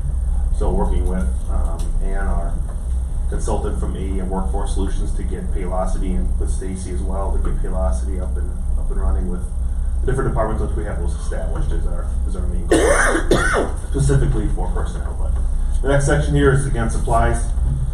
Taking our best guess again of where people are using the supplies. Again, these change every month. January is what we're working at right now. We're getting about 30% of the ice arena is using most of the supplies. Indoor pool, fitness center, general facility, gym, racquetball courts. Again, just taking a percentage, using those percentages for most of the things, unless we know that, for example, program supplies, we're not gonna have anything in anything other than programs, which is general facility.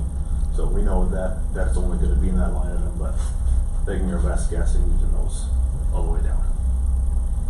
Okay, on the next one, we will go with, this one is, we had called it a utility section, or things that basically we have to operate. We need to have office supplies, cleaning supplies, legal fees, postage, travel, general liability insurance, gas and electric utilities. Those are the main things that we really need to have and don't have much of a choice. We have to use them. And those are the 200s through the 300s. And again, those are broken out by percentages again, same way. Okay, next slide. Next section we looked at was repairs and maintenance. Again, using the same percentages unless there was a designated service for those. As you can see, the community education line in there is the second one from the bottom. That is the $400,000 that I showed as the pass-through in the revenue section. Going back a slide if you would. Yes. Yep. So we're taking care of our electric utilities and our Yep. gas utilities. What about water, wastewater? Those those are actually coded into the electric utilities line item. We found out once we did the budget that we don't have a water sewer line item, but it goes into the water and sewer line item when it's revenue coded into the system here at the city, because obviously we have the electric, water, and the sewer services, so it's basically a journal entry that I do every month. Those go into the correct funds, but this line item only pays for one that says electric utilities. It's really paying for the water and sewer too. It just shows electric utilities on it. Wow, two Bad. big pools and Yeah. we don't use water. Correct. No, we don't have a single bit of water. Never seen it. Yeah, so this is repairs and maintenance again, same percentages. We kind of use blanket percentages best we can because most of the time they're all the same unless something major changes. But outdoor pool, this is the only one we have a separate department for. The only reason we have a separate department is because we've had a separate department since I've been here in 2016, so I've never touched anything other than this. And this is really the first year that I've really heard of anything. We've really done a deep dive into the overall community center itself, which I think is great. Because it can be a little convoluting if you're looking at numbers in certain ways. So that's the idea of these metrics. 100% of this will always go to the outdoor pool because this is 100% the outdoor pool department, and that is all. Okay, on to the next one. So, besides those expenses, we also have CIP, CEP expenses, which are approved by council every year and looked at and reviewed with personnel budget committee, city council, and so on and so forth. These expenses that we just talked about earlier do not include these capital items that we've identified in the CIP, CEP plan. So, again, just for 2020 is $291,000. Apologize. And then about $1.1 million for next year. A big thing is that ice arena coolant conversion. We're going to try to keep pushing that down the line, but we need to make sure that we're aware of that item. If we don't have to do $1 million project, we probably won't. But if we need to, we want to make sure we know that we might have to do that just to keep the ice around. So again, that's the big main one in the near future. But $244,000 in 2022. So that contribution there, that was $500,000 in the operations. You also have to add this in there too, so now you're at about $791,000 or $800,000 for the community center overall from taxes for contribution. Along with there's other sources that come into the CIP, CEP plan. So if we sell an asset, we put that money back into the CIP plan, or if we get a donation, we did the sidewalk work this year in 2019, that came out of the CIP, CEP plan. So not all of it was funded by taxes, but it was funded by other grants and other things like that. So it's not 100% taxes, but it is not just memberships and revenues that are paying for those things. Okay, so we'll look at just overall. So basically we took the actual numbers that we have for the community center, and there's 6 sections that we're looking at here. There's 3 on the left-hand side: fitness center, ice arena, indoor pool. There's a lot of white there, but the top left section is fitness center. So look at how many revenues we got in January. It was $83.43. Personnel cost was $13,480. Supplies were $1,203. Utilities $26.34. Repairs and maintenance $46, and we ended up with a negative $9,000 for that area for that 1 month. The same thing for Ice Arena, we're $24,000 negative in that area, $21,000 in the indoor pool. Keep going over, what's that, $1,000 in the outdoor pool. Well, not a whole lot, audible expenses right there in the outdoor pool, so keeps us close. Director Dodd, I have a Yes. question for you. Yes, Can you go back a slide Mhm. talking about the Sure. $1 million that we have put into the 2020? 2021. Yeah. And Personnel and Budget Committee, we're aware of what that's all about, but I'm not so Correct. sure the other members of City Council know what we have to do in our future regarding this retrofit. All that? Director Kachari, perhaps. That'd be great. The coolant that, I believe it's an R22 system that we currently use, that is end of life. We have a $10,000 capital item in there. We sick Andy on getting us the best deal, and we kind of built a little stockpile so we can keep pushing that $1 million timetable back. But eventually, the coolant that we use for our ice arena, we will not be able to get anymore, and then we will have to switch over to an ammonia system. Is there anything mandated by the state or federal government that puts a time frame in regards to when this conversion has to happen? Just that the coolant cannot be made anymore. We can keep buying it as long as it's for sale. Okay, thank you. Now, Director, I'm sorry, City Administrator Krugel. And you might ask, how can we buy it if it's not for sale? People recycle it, so people that convert to ammonia systems, they have this R22, they capture it, you can keep reusing it. So we buy it used on the used market, and you know, the prices that we've seen have come down significantly because there's so many, the market is gonna be flooded with this recycled R22.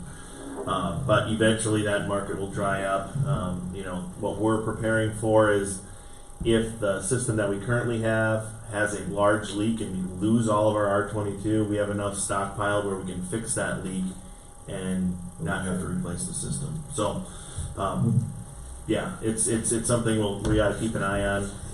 Andy has guaranteed that he will keep the system running as long as he's here, so, I'm hoping that the $1 million item is gonna just keep getting pushed back, you know, every year. It's a big ticket item, so I just wanted to make sure you guys are all aware of it. No, I think it's good. Thanks for the question.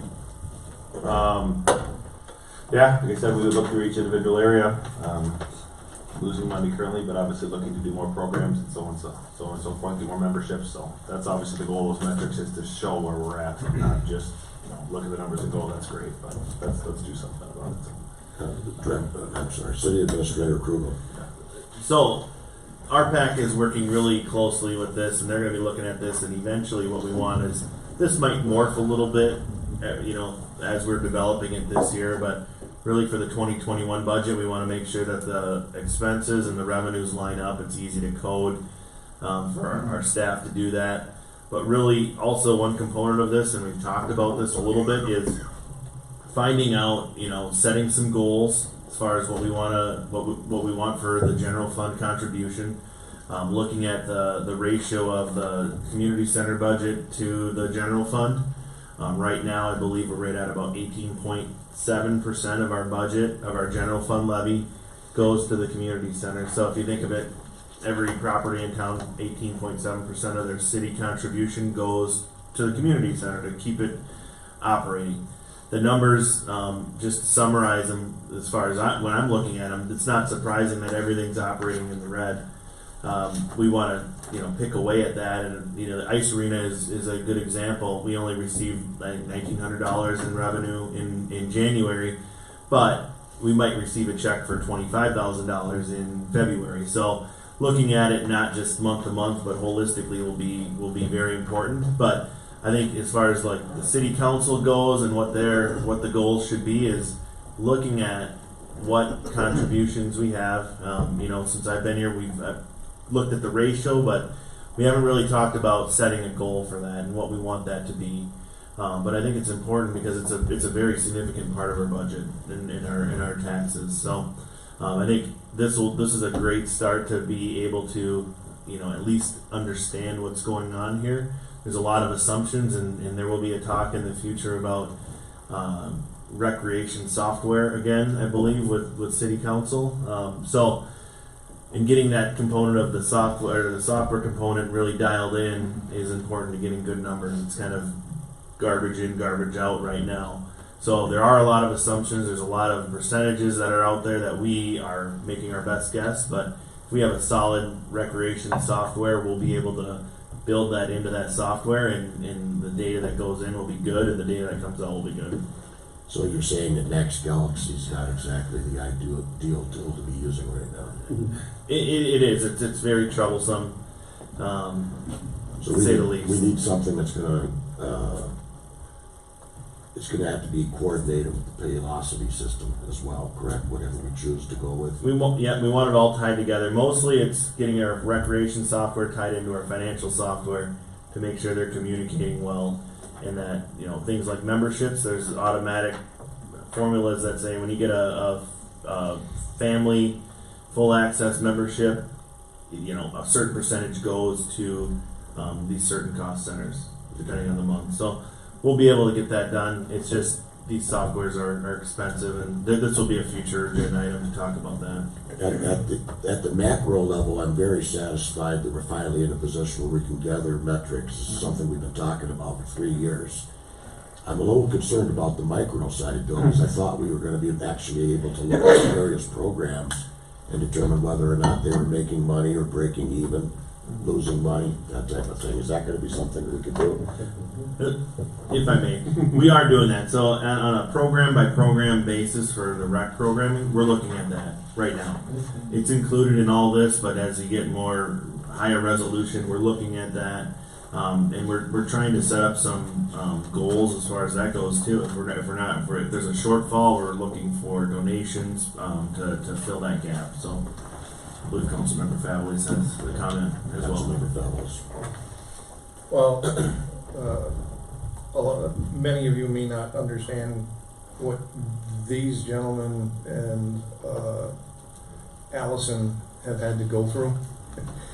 The software and what they're using, when we had the study done on our parks and recreation,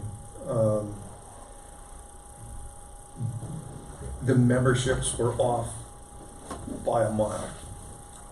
So things that were done, that were discussed and planned for, it would have been a lot easier had the city had the right information, even being close to that information. And what they've had to dig through has been unbelievable. The software that they're using is an upgrade from software that wasn't working to begin with. It was started and put together in such a way that you could have you could have memberships put in 5 different paths and them not see each other in these things. They've done an incredible job just getting this together in the 6-8 months that we've been asking and really pushing for it. But the task is horrible. They got started with the system and it was only being stored on one computer. It wasn't even going through a server. So when that system crashed, it was a nightmare. And Allison and Alyssa were trying to go through and get all of that information put in by hand. So it's been a daunting task for city staff to even move forward because they're working backwards before they can do anything. Software-wise is what's going to make it so that we have all of the data that we're going to need. Thank you guys, and please make sure that Allison and Alyssa understand that we get it and that it needed to be done, and we're nowhere near where we need to be with it, but we're at least now starting to gain ground where we've got some type of numbers to be able to start looking at. So thank you very much. I know it's been hard. Without a doubt, as we got 1 month of data now, the more months that we get, the better we're gonna be able to forecast for our 2021 budget. Yeah. And if I may, the beauty of this, we have this set up.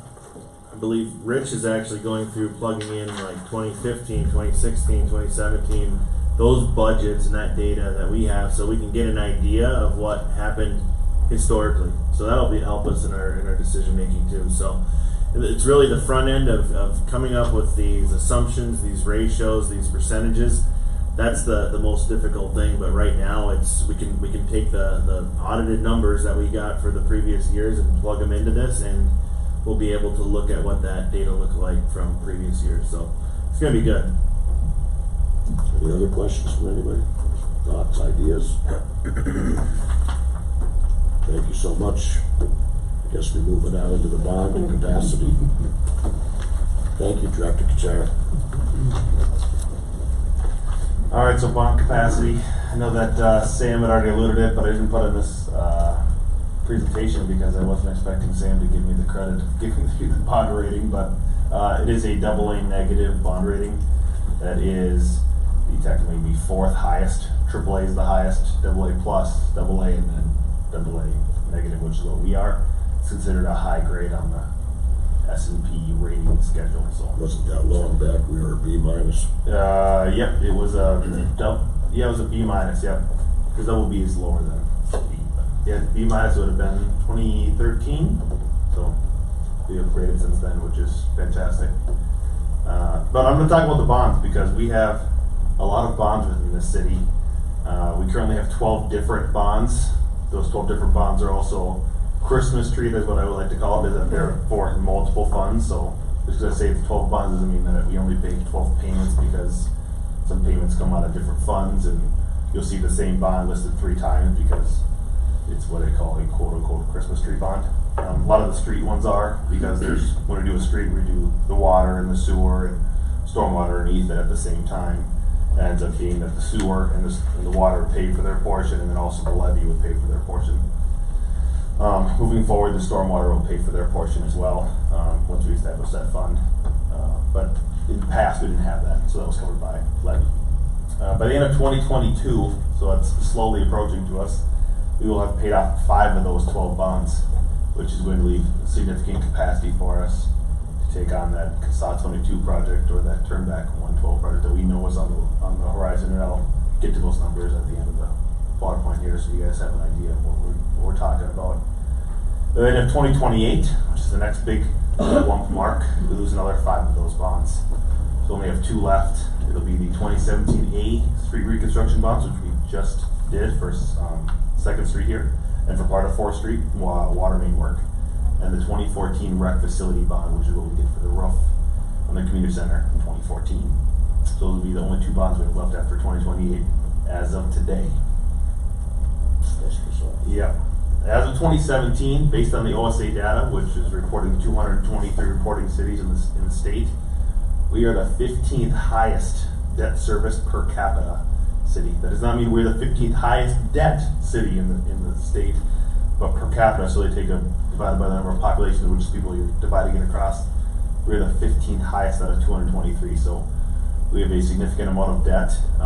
That is how the previous councils and direction of the city has always gone, is that if we need something, we'll just bond for it and pay for it later.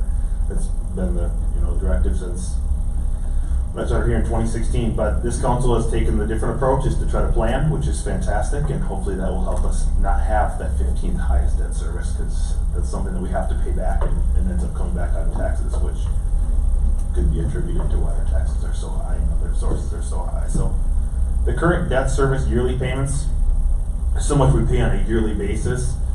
These include interest, are $795,000 for the levy, $115,000 for the water fund, sewer fund's $1.417, and $113,000 for $900 for the electric fund. So if you add those ones up, it's roughly 2.3-ish million just for 1 year of bonds just to operate as a city. That comes from different sources, obviously, the water fund, the sewer fund, the electric fund, but the levy fund, which is just our general levy, $795,000. Again, that's a yearly payment. Those will slowly go down as we pay off debt, but they don't jump down crazy until we pay off a lot of debt, which would be 2022, which is why I noted that date.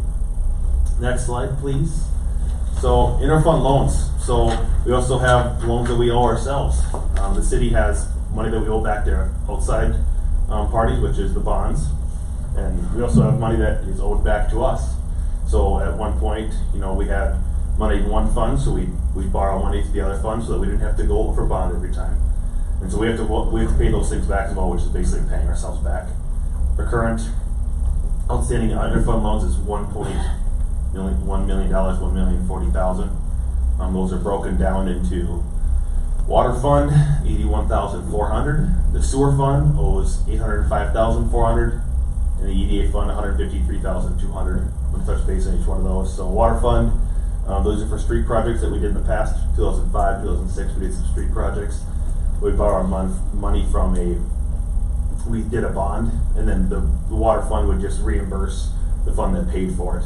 So that all the sources went into one fund, and then that fund would just pay off the debt.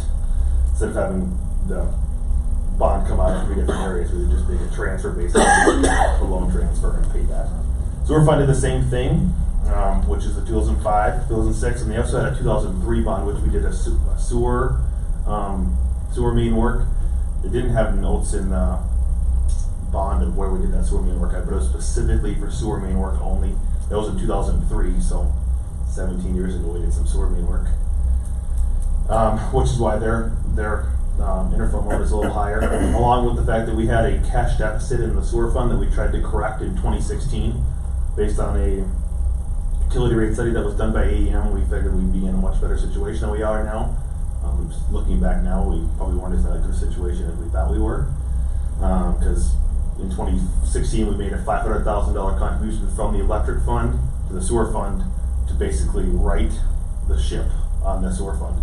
So it's $500,000 that was given from the electric fund to the sewer fund that has been paid back slowly, $50,000 a year with a 1% interest rate, just to give the electric fund something back for doing that for the sewer fund. That sewer fund is not still corrected to this date, as we all know that is our fund that's just not righting the ship, and we're doing as best we can to try not to skyrocket rates, because we already know they're crazy high. So we're doing our best, but to make those payments, we have $805,000 left just in the sewer fund alone. And now it's being paid over the next few years and the next 5-10 years, whatever they are. I'll just get the schedules in a little bit. The EDA fund, this is the last one that the EDA owes the city about $153,000. This is due to an abatement that was done by the city. So the EDA took ownership of that money for the transportation project that was done at the top of the hill, right next to the 169 land. When the 169 land will be sold, that money will come back to the city at that time. So it's basically held no interest at all. Once the land sells to the top of the hill, that money will come back to the city. Again, the city gave that money, basically to do that, I believe was to do the R-cut portion of the, where they have the turnaround, where you can turn around there, around one way instead of taking the left on the 169. The J turns. Yeah, whatever those J turns or R turns or whatever those are. I believe a portion of that was for those projects. So we'll get into overall. So with direction and help with Jasper, we kind of went through this and tried to get a good picture, because it's really hard to see when all the debt's on one area, but I will break it down as I go through, but I want to show the entire debt to the city on one slide, just so we have an idea of how much debt this city does have. The number in the bottom right corner there is $19,232,922 as the total amount of debt outstanding as of 2020. That will obviously go down as we pay off some of the big players, which is the PFA loan, which is our wastewater treatment plant, which I'll talk about in a little while. Between those two things alone, I mean that one bond, with us taking over Henderson's portion of that for the Merck Bucky solution, is about $10 million. So that's half of the debt within the city is held within one plant. So that's a significant investment that this city has taken on. With that thing would be around $9 million. Again, it's good to have some debt within the city, because that means you're doing projects and kind of rotating those projects as you go through.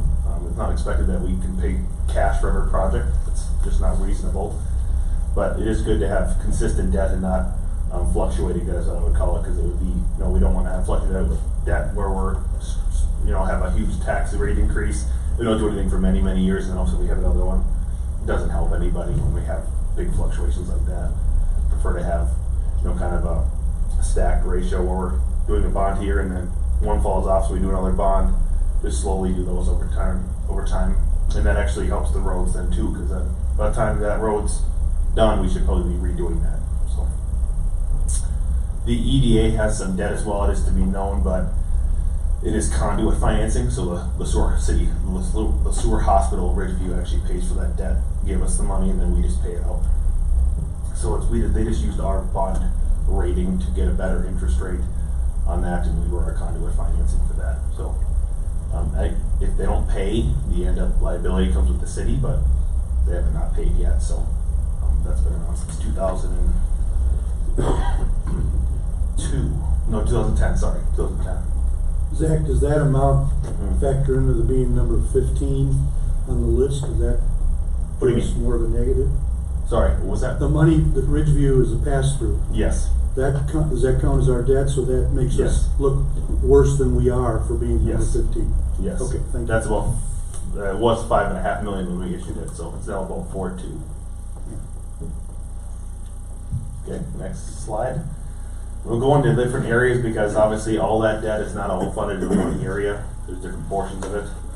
The first portion is the levy we'll look at. Again, this is the portion that is the tax portion of the overall debt. $795,000 is the payments for this year. As you can see, in 2022, payments dropped down to $561,000 after that. So that's a $230,000 decrease in the levy portion of the debt.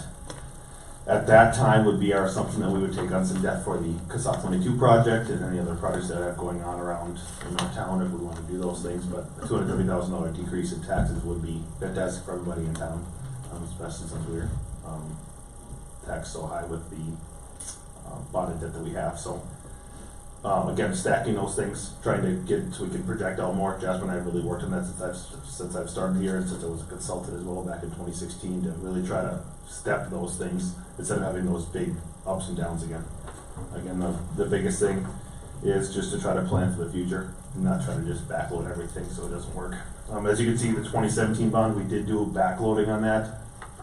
The bond payment jumps from $40,000, which is the far right column before the total, to $163,000. That was Jasper and I working together to try not to up the budget so much in the beginning years of that. We were able to do those with some of those bonds. We might have to do that for a couple of these to backload them so that once a bond falls off in 2 or 3 years, then we start paying more than we probably need to on an annual basis, just to not have, again, those big fluctuations in the taxes. I've listed out what every bond is for below as best as I possibly could, what I have from documents. Did a lot of refunding in the 2010 through 2014 area. We refinanced about 6 bonds or 7 bonds, and we combined them and then Christmas treat them, so we had more things come off of a different bond, and they were extremely confusing bonds.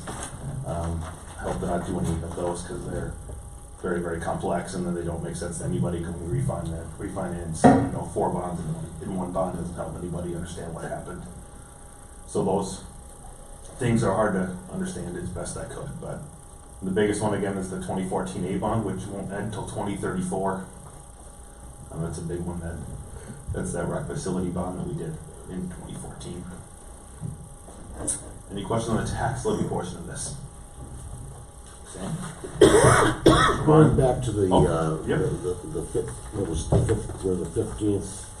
The 15th highest debt per capita? So basically right now, every man, woman, and child has about $4,739 worth of bonded debt that we each responsible for. That's correct. That said, what would we have to be at to get that number where it's acceptable? Is there some parameters that are out there that cities should strive to try to be towards, or? I would say, have some debt is always good. Right. Some cities, they don't want any debt, and I worked for those cities when I was a consultant, and that's just how they operated, and they didn't want to have any debt. So it really depends on the council and what the city residents want. I would say if we had somewhere around half of our amount of debt, I would say that's probably a good thing. Right around $10 million, because that means you're doing projects. You're not just sitting back and doing nothing. You're doing projects, or you're trying to do something to better the community overall. But at the same point, you're not overloading them with $20 million of And debt. that's between our levy and our Correct. funds. Yep. I would say $10 million is probably a good number. I mean, if you're less than that, it's not the end of the world, as long as things are in good repair and things aren't, you know, in terrible shape and, residents are happy with general life within the city of Sueur. I would say that, I would hope that people are generally happy. We're trying to do our best to move things forward in the right direction, but $10 million is probably a good number to shoot for. Thank you. Yeah. Okay, it's levy. Any questions on that? We'll move out of the water fund. So the first 4 columns there in the water fund are funds that are actually like 4 bonds that we have. The last 2 are for interfund transfers, which is portions of those bonds, like I said, we got refunded for. So I put the actual bond or information that it was for and not the refunding portion of it, so we know what it's actually for. Those last 2 ones again are interfund transfers, so that would be like we would do transfers to get one fund whole, and then we make that money, make that payment out of one fund. For example, we have some special assessment bonds that we did in 2005, 2006, and we refinanced them in 2011 and 2012. And we refinanced those, and then they all went into one fund, and then the transfers happened from the water fund into that fund to make that one payment for the bond. Just different ways of accounting and how you want to handle it. Can make it more confusing for some people. It can make it easier for others. So if you have questions, please let me know, because I see lots of smiles and laughs, so that's good. But 2017 A bond specifically, there's 2 of those up there, which you'll see. The $17,000 portion is for the portion that we did for Second Street. That's the actual portion for the water fund alone for the Second Street project. The other number, the $27,000, and the one that's fluctuating every year or so, is a portion of the bond that was used for the water main repair that was up on 4th Street that we did in 2016, and it was reimbursed to us in 2017 through this bond. So that's why that one fluctuates a little bit, because that's actually technically a separate bond, again, one of those Christmas tree bonds where we did that work, and then we also did Second Street. We just lumped those together to get a better interest rate. Again, the benchmarks for better interest rates are 1 million, 2 million, and 5 million. So if we can get above those numbers, typically we can get a drop in the percentage of interest that we have to pay. And that put us over the $2 million number, which is why we did that. Any questions on the water fund overall? As you can see, they pretty much drop off in 2024, except for the 2017 A bond, which we just did. So I would assume that some of that would come back on with the CASA 22 project, but that would be the extent of that. 2023. Sorry, 2020. Yes, sorry. 2023 they drop off, so 2024 would have nothing. But 2023, $5,000 isn't too bad. Sewer fund isn't such a pretty sight, but we'll go through it as well, just to show. As you can see right now, the bottom right number is $11 million in the sewer fund alone. It's pretty heavy compared to what the water fund and electric fund have. So as we all know, the sewer fund is the struggling bus, and we have bonds that we have to pay for, so it's not a whole lot of light in sight, but there is some information that we need to know. 2028 is when that bond pretty much falls right off. And again, our payment drops from 1.2 million to 351,000 in that fund. That's basically the light at the end of the tunnel there. Again, we can use some back funding sources if we do some more sewer work. We can always do back funding, where we can always pay a little bit at a time for now and then pay more later on, which we may have to do just to make a project work. But our goal is to not have as much debt in that fund as we can. I did the same thing. The left 6 columns are for debt loan. Then I listed the interfund transfers to the right 4 columns. Those are the payments we make on the interfund transfers. You may ask what that 2011 B refunding bond is. It's a one-time payment. I put that in the schedule because technically there's no repayment schedule for that. What that is in a 2011 B refunding bond, we refunded 3 different bonds in that one refunding bond, and it ended up, by the calculations that were done by the company that did the refunding, they changed the percentage of allocation from the sewer fund owing more money, which they should have, to being a 50-50 split with the water and the sewer fund. So the water fund picked up the extra payments for the sewer fund based on how it was refunded. So because that was refunded at a different percentage than what it was actually the 3 bonds previously that were outstanding, there's an interfund loan that's noted from the water fund, or from the sewer fund to the water fund, for $335,980, which is the payments on the 2011 B bond. There's no repayment schedule for that. There is no interest for that. It's just something that was noted when the 2011 B bond was finished. And I'm assuming that's once AEM came on, they realized that that was the case, so. I've had that on the books since I've been here in 2016. That's the extent that I know from notes that are in my spreadsheet. I don't know how that happened, I'm unsure, but that's the information that we have. I put it at the end of 2028 or in 2028 because that's when the PFA loan falls off. I didn't figure the sewer fund wanted to pay that back any sooner than that, based on my calculations of the finances. So, any questions on that? Overall, the sewer fund, our prettiest fund, but I see light. It's just a little ways away. The electric fund looks so much better, doesn't it? Oh, yeah. Only 228,000. Only 2 more years left. This year and next year, and we are done with bonds payments in the electric fund overall. So the electric fund will be debt free in 2022. I'll just, if I may, a reminder, we have a group working on, compiling a bond that we're gonna sell this year for underground conversion on, Casson 22. So there will be an additional one here at the end of this year, so. I shouldn't say it will be debt free, but based on the current schedule we have, it'll be debt free in 2022. So discussion topics that I want to talk about is the future project on the near horizon, which we all know of, the CASA 22 project. The sewer city is going to have to decide on how do we plan for the future. The plan is obviously the city will need to plan for them slowly. We don't want to have, again, those roller coasters where we go up a lot and down a lot at a time. And then we can, over the years, we can kind of plan for those projects being handled slowly and steadily versus what we've done in the past and just do them whenever we needed to and then deal with the repercussions later on. So this council's been really great at that. I really applaud you guys for those things because it's hard to plan and it's hard to start those things. The hardest thing to do is to start when we don't have a lot of sources to start with. So it's been great and I look forward to seeing what the city can do in the future with planning. But to be said that the Sub 22 project, I'm working with Rich, engineer estimates early on are about $5 million contribution from the city to do that project. Again, that's from out of town, all the way through town and up Ferry Street past the community center, and then down onto Bridge Street. We're planning to do a 15-year bond. These are the sources that will have to be paid. This is going to be a per year basis of the bond.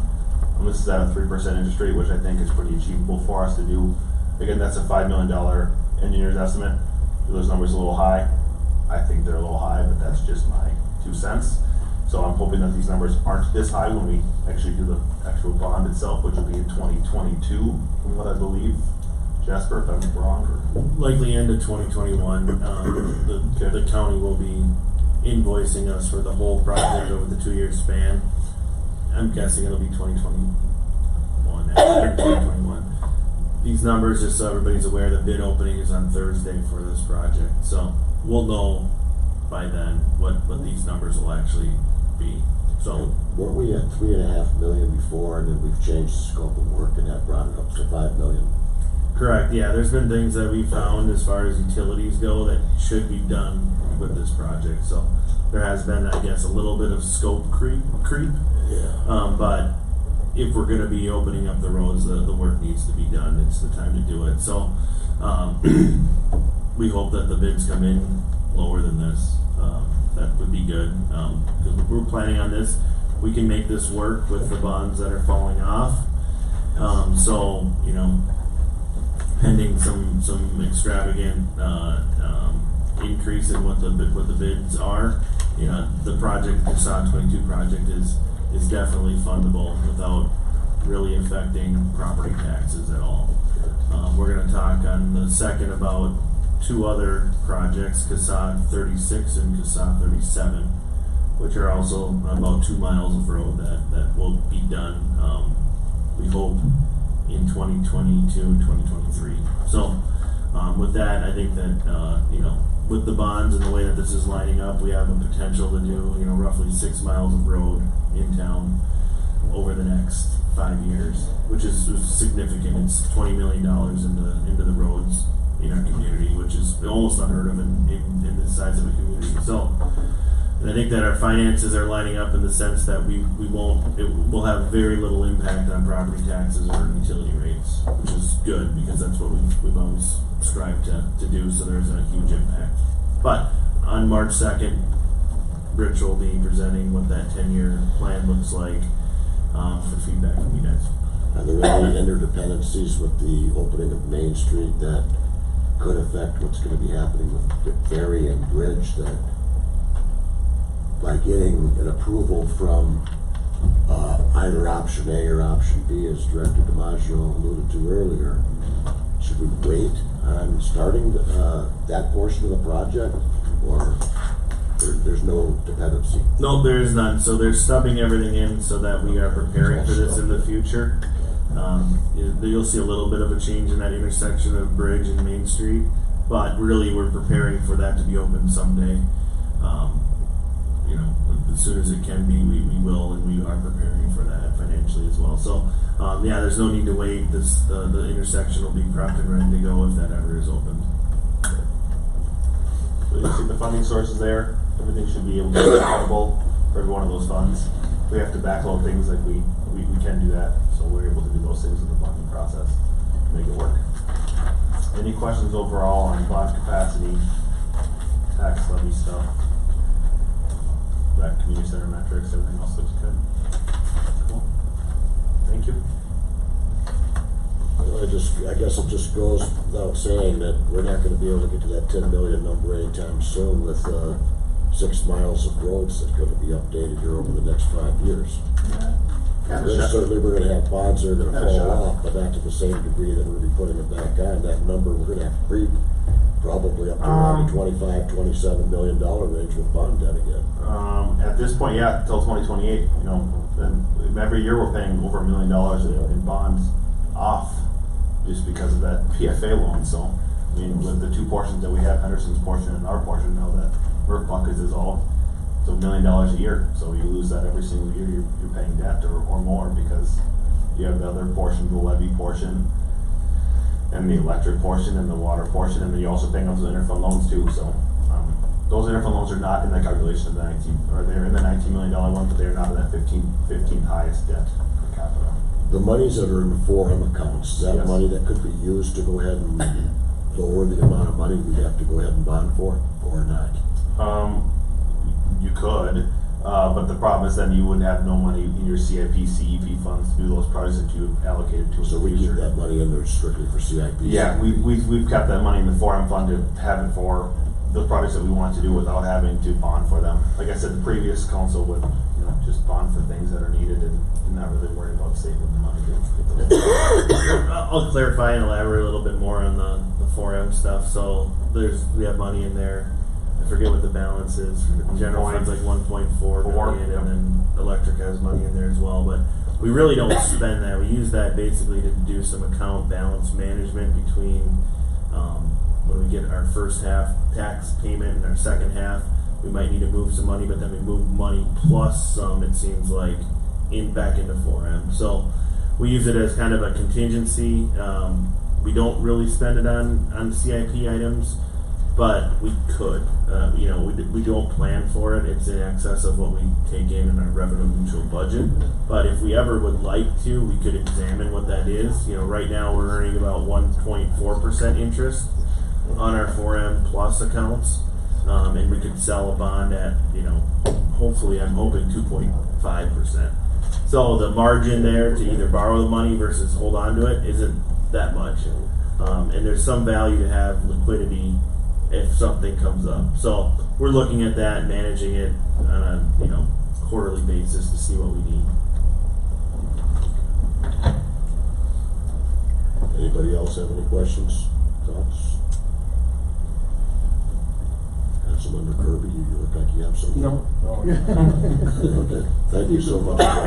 Appreciate Thank you very your much, time. Mayor and Business City Council. Appreciate the time.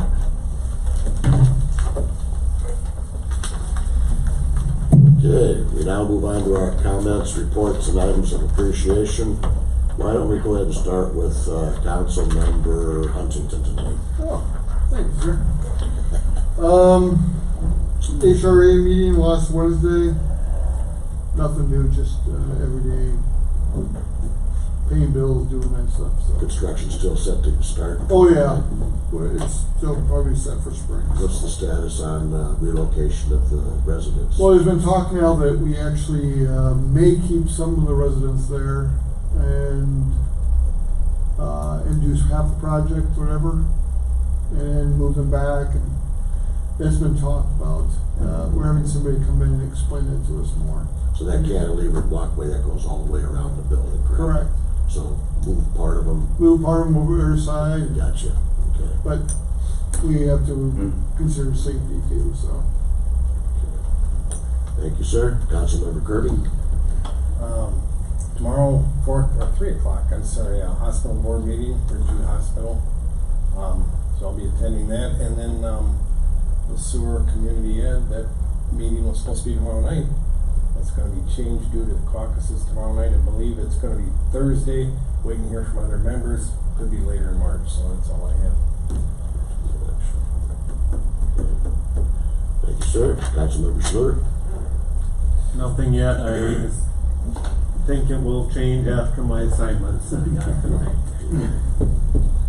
And please, if anybody has any questions about the assignment changes, please don't hesitate to ask in regards to what the days are. And some of, I think these are like once a quarter for the most part type of meetings, so just double check what the schedule would be. And I think I gave you the information on Highway 169 coalition already, so you should be good to go on that. Okay, Councilmember Sullivan. Well, Ms. DiMaggio did a pretty good job of discussing our EDA meeting tonight, so, have fire commission Wednesday night, 5:30, right here.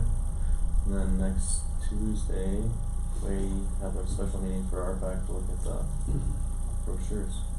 They said that's next Tuesday? Yeah, at 5 o'clock.